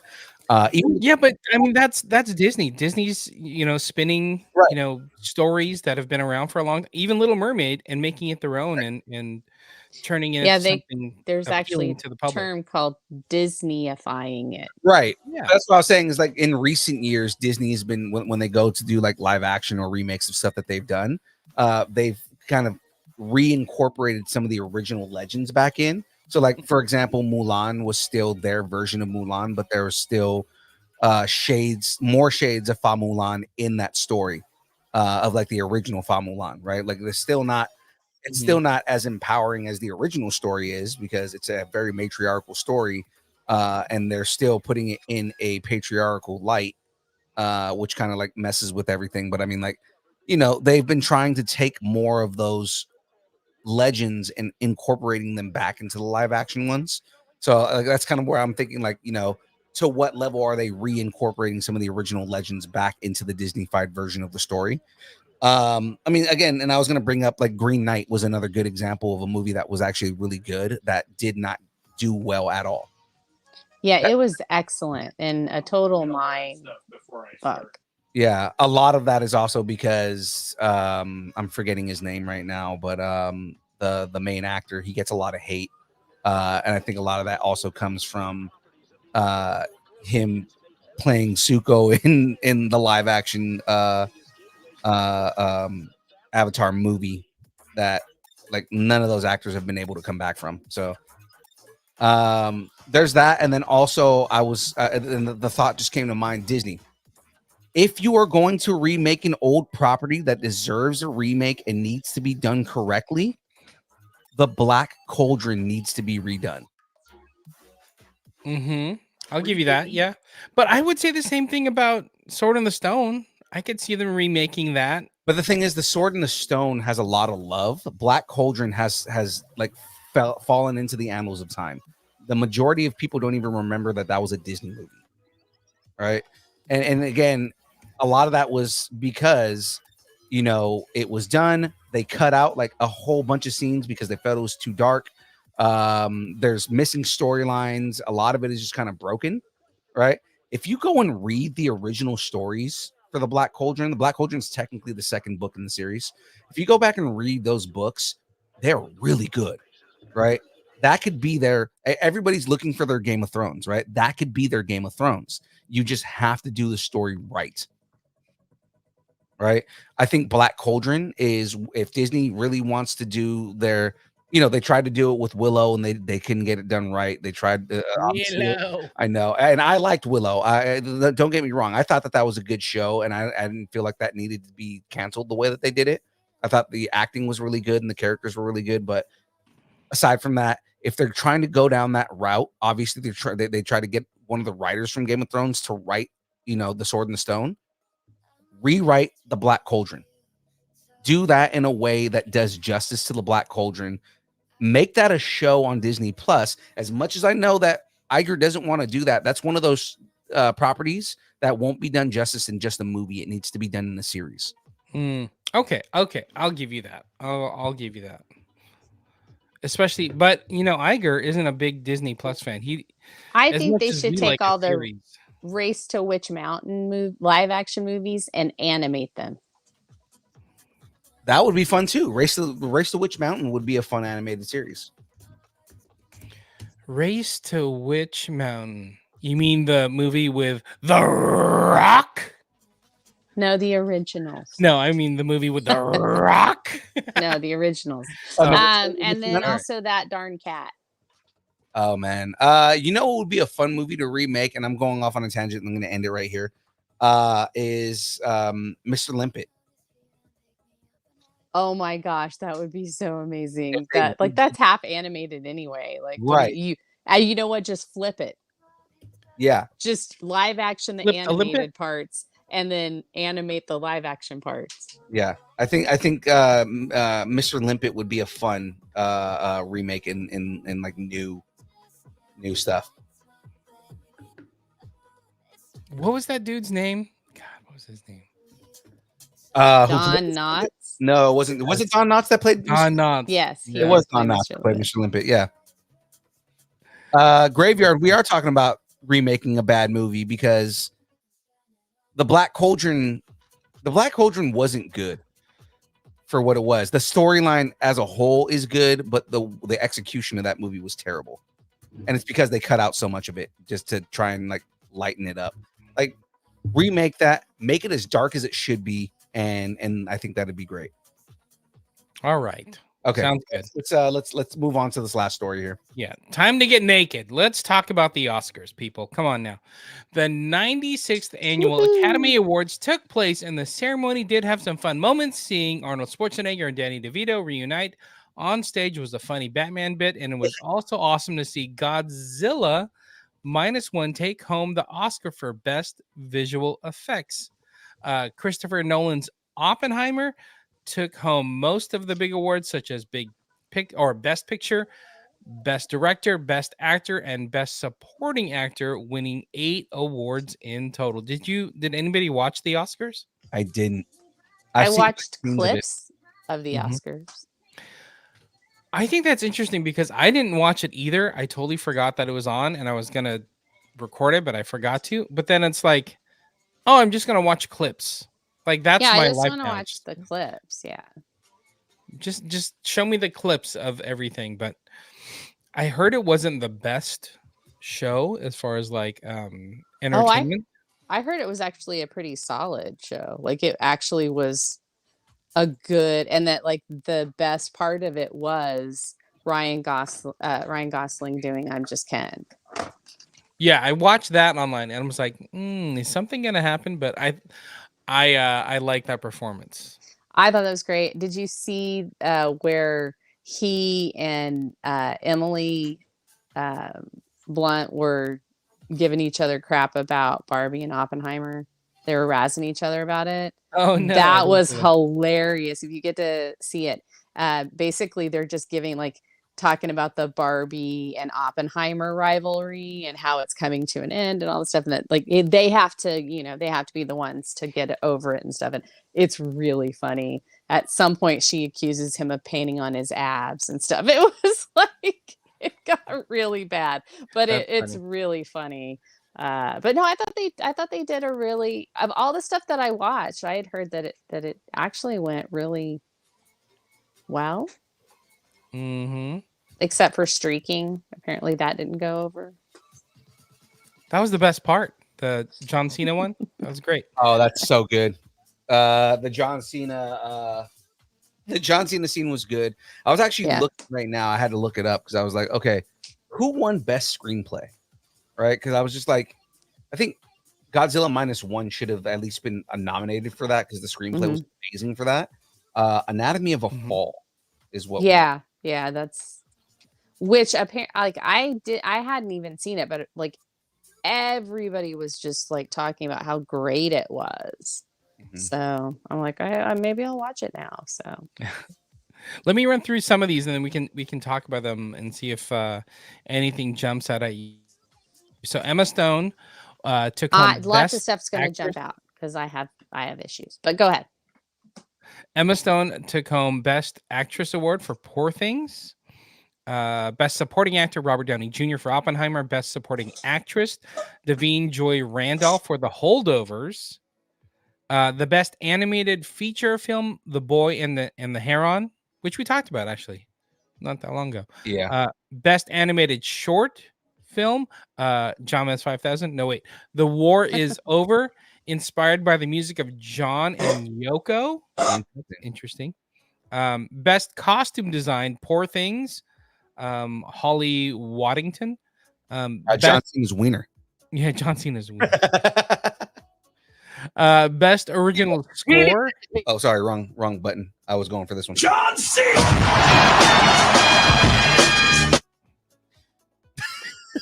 Best Original Score. Oppenheimer with Ludwig Göransson. Yeah. Who's also Mandalorian. He's the one that did all of that. Like he also did both Black Panther movies. Yep. Yeah, and is he the one that's doing Ahsoka as well, or did he? Think so. Yeah, like he's like the new John Williams. Ramen Dwadi. He's the new Ramen Dwadi, and I love Ramen Dwadi. And I love ramen. Ramen. I know you do. Sure you do. Go ahead. Best original song. What was I made for? From Barbie. Ah. Yeah. I think Barbie had like three songs up for awards when Yeah. this is the one that won by The Billie Dua Eilish. Lipa's, hers, the Dance the Night, Right. and then I'm Just Ken, and then What Was I Made For? So, and I think everyone was just like, it's going to be What Was I Made For? Because it's just such a beautiful song. Yeah. It is a Oscar award winning song. Like you first time you hear it, you're like, nope, that's going to win an Oscar. That one right there. What's interesting is that so the Greta approached Billie Eilish to do a song for the movie. Billie didn't know what to do, so she showed a rough cut version of the movie to Billie Eilish, and then so the movie really inspired the song. Yeah. And I thought that was pretty cool. I was like, oh, that really connected with Billie Eilish. So Yeah, no, and it was great. I mean, I really think that I'm glad it won something of the bigger awards, but I just feel like there's some stuff that, but like the people that won over the Barbie people, I'm like, you know what? I really respect them. And so I'm like, I'm glad they won. So like Robert Downey Jr. winning Best Supporting Actor, I felt like he should have won for Chaplin way back when. Oh yeah. So his Oscar was well overdue. So I'm okay with him getting it over Ryan, because I thought Ryan did such an amazing job in Barbie. But again, Barbie was life-changing for me, and so we're not going to talk about that. And then Divine Joy Randolph, I hear she just knocked it out of the park. Like her performance in The Holdovers was just like phenomenal. And so, I was like, okay, all right. And Emma Stone winning for Poor Things, just they just had so much fun making that movie. I was like, I want her to win all the stuff, because they had so much fun making that movie. Everybody that has been part of that movie talking about it, they're just smiling and talking about how much fun they had, and you hardly ever see that in movies. So it was, yeah. good stuff. Who won Best Actor? Do we have that on there? No. Wasn't it Cillian? Yeah, it was Cillian Murphy. His speech was really good. I still haven't watched Oppenheimer, you guys. I haven't either. It's on Peacock, I think. It's on Peacock, so it's like I have the ability to watch it. I just haven't watched it yet. I think Holdovers is as well. Okay. Is it? Yeah, I haven't. Yeah, I haven't. We haven't watched it yet. But I like it. This summer, I totally called it. I said, I am not watching this. I will start even thinking about watching it in November, because it's an Oscar, Oscar movie. And sure enough, it is. So, but yeah. Yep. I can never. I want to watch Oppenheimer too. I haven't seen it yet. Yeah. There's a second one. No, I'm just kidding. Go ahead. Especially being on streaming. But it's like it's a 2.5+ hour movie. I'm like, I can't start this at like 10:30 at night, Yeah, because it's not one of those movies you wind down to either. Exactly. I'm like, oh, I guess we're it's gonna one watch of those movies Real that Housewives then. Right. It's one of those movies that you watch that movie and you're up for 48 hours thinking about all of the choices you've made up until that point in your life. Yes. So yes. Speaking of Oscar, I just did watch Ricky Stenicki with Zac Efron and John Cena and Andrew Santino in it, and it was funny. I think it's on Prime. No, it's on Prime. It's on Prime. Yeah, and it was funny. I'm not saying it's gonna win an Oscar, but I'm just saying. We're catching up on Shogun, so new episode out today. Yeah, we're on the 3rd episode, so it's so good. Catching up. Good. What's funny is Jackie. She's not interested in watching it or anything like that, but she knows it's like my kind of show.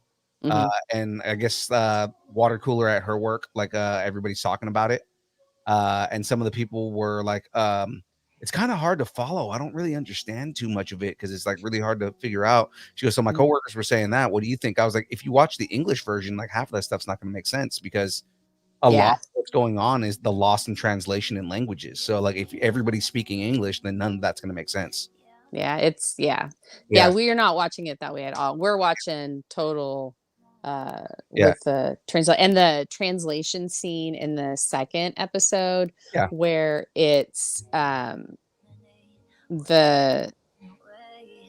daimyo and the barbarian, John and what's it, Tanaga,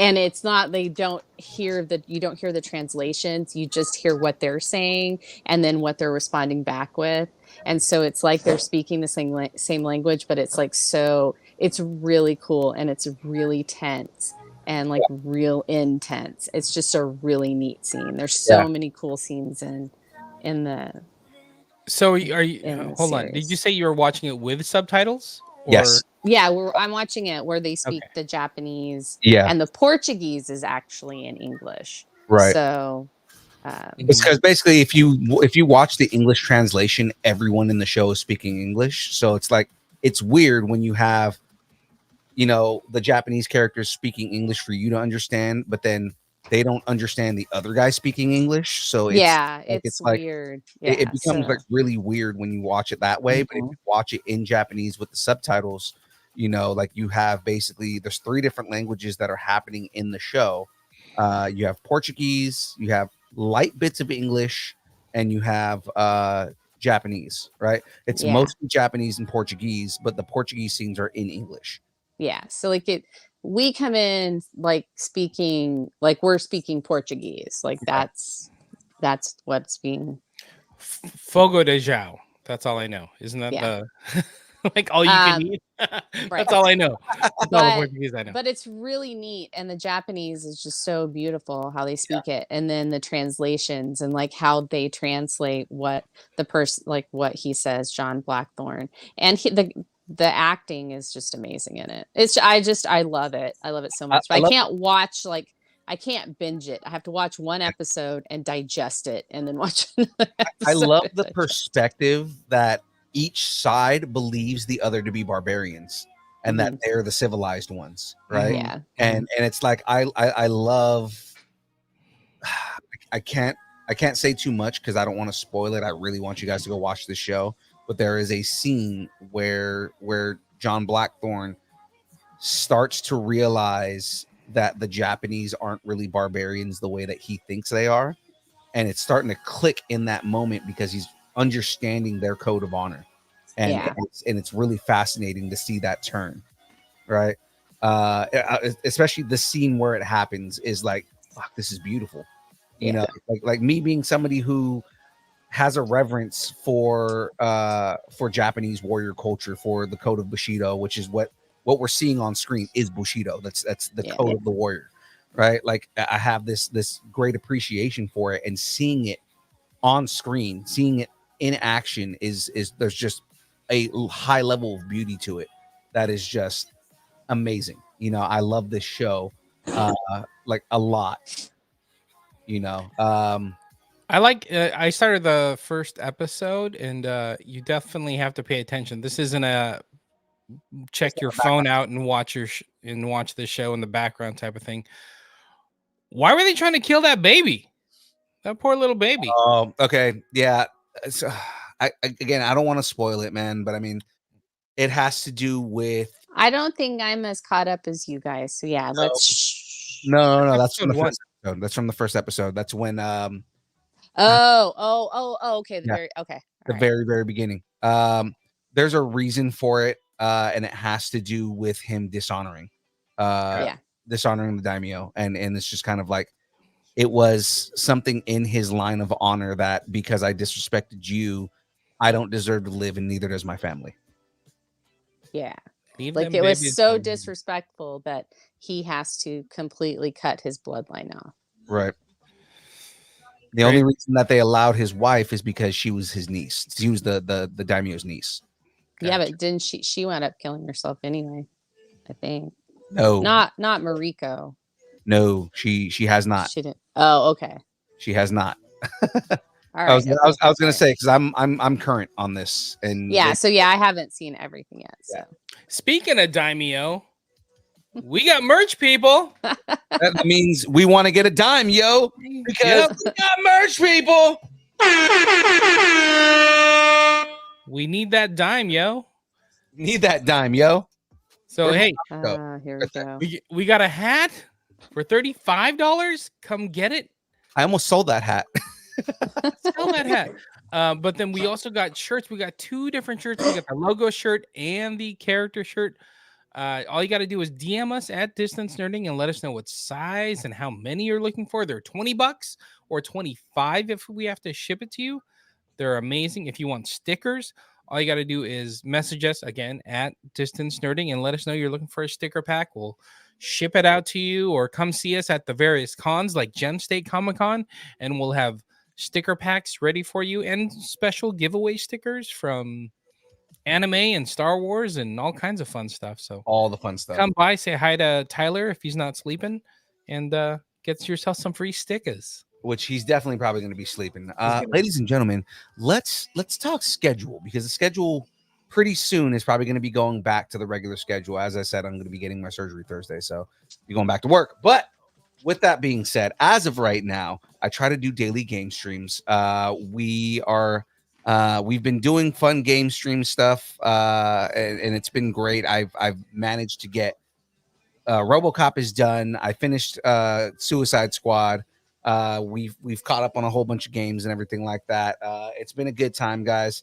But our typical schedule is usually on Mondays, where I'll play games on Mondays, and and I've been doing like extra streams every day. Tuesdays, the show that you're watching right now, from 10 to a little bit after 12. Typically this is a 6 to 8 show, but we are currently doing it now. But we will be going back to 6 to 8 here soon. But it is the news, the rumors, everything you just watched right now. And then of course Thursdays, the build, where we interview guests. I build Lego on stream. We have a whole bunch of fun.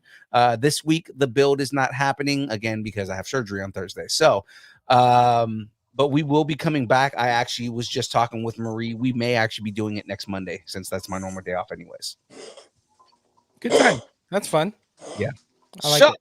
That being said, ladies and gentlemen, schedule is going to be changing up again soon, but we typically still do our 3 shows, the games on Mondays, and then Tuesdays and Thursdays are regular shows as scheduled. So that being said, let's just continue having fun, guys, coming in on Twitch and having a whole bunch of fun with us. Awesome. Frey, before we get into the final parts here, let's talk some pluggables. What plug right now? My dog is having an asthma attack and coughing at the same time right now, so this is fantastic. Oh, poor dog. Oh my goodness. Oh, you hear poor little Proxy. Oh, she's the last one. The other 2 are finally over their colds. So Oh my goodness. So I'll be quick. So you can catch me here on Tuesdays with Distance Nerding. And Oh, my poor baby. All right. And I have my own channel called Frey Girl on YouTube. I do some right now we're doing journals of the classes. We do have a classified season 2 starting very soon. We filmed half the season already. And yeah, so we'll start getting that out.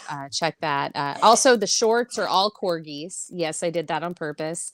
And yeah, that's it. I'm in Discord as well. If you guys want to come hang out, I do Kyber Cave Productions as well. Though the things that I have been doing are on hiatus right now. Oh, and here she comes back in the room. She's wandered around the house and now she's come back. Yeah, so I do all that too. So Awesome. yay! Very cool. Now I'm All muting right. myself so you guys don't think that my dog's dying anymore. Have something you want to discuss, including phrase corgis? Tell us what you're nerding out on, and make sure to let us know in the Facebook group that Distance Nerdington posts. Now, of course, ladies and gentlemen, if you want to support us, if you want to help us and do more things, do more shows, and do more live events, all you got to do is go to distancenerding.com, head over to the top right there, click on that button that says buy us a taco, and you can buy us a taco. Join the taco party, ladies and gentlemen. You can help us continue to try and entertain you guys the best way we can, because we're obviously not that good at doing that, but we try really hard. Yeah, I try Hard. You said hard. Hard. Oh, Thanks, Darren. They're mostly Wonder Woman, but yeah, thanks for Wonder Woman liking the stuff. Of course, ladies and gentlemen, you can follow us, connect with us on Instagram, Facebook, Twitter, Twitch, TikTok, Threads, YouTube, Discord, MySpace, Vine, GeoCities, Friendster, Second Life, AIM, Farmers Only, Christian Mingle, OnlyFans. It's only pictures of Aaron Watson's feet and mandals and the beard. And to come soon, pictures of James's glasses sitting on a table. No other thing around it, just pictures of James's glasses by themselves, because James keeps losing them. And they will find their way Has to anybody found them yet? they will find their way to nude photos of James's glasses soon. So somebody check Aaron Watson's mandals. See if they're I found on his mandals. James. I found your glasses. Oh, perfect. Oh, Yeah, I have them. See, those look a little small.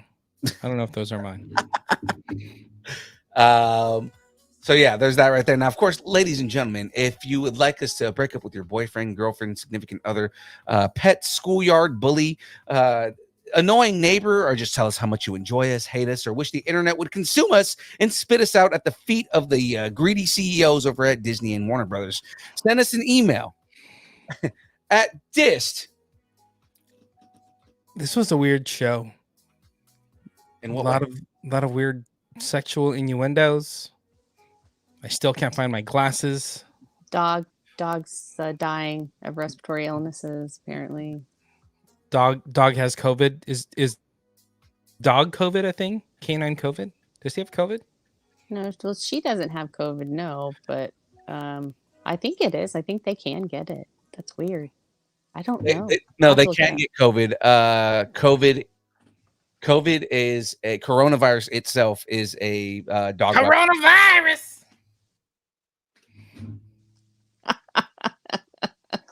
In the year 2000.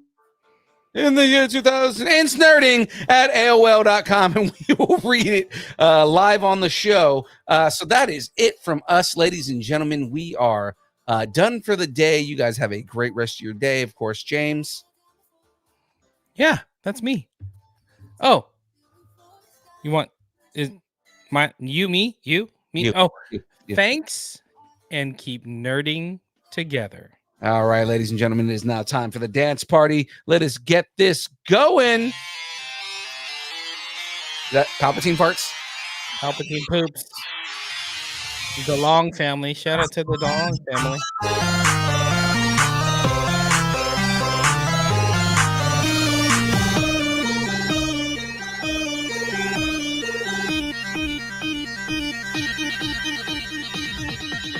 Distance nerding.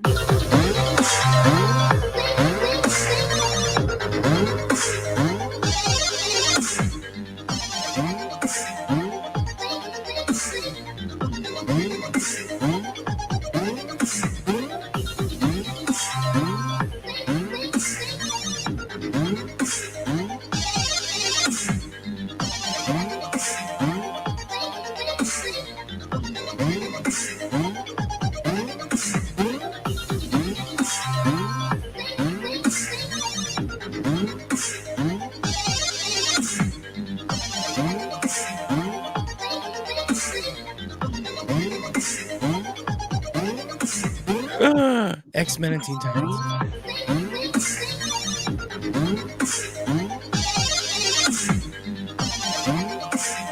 That's James's new book, by the way.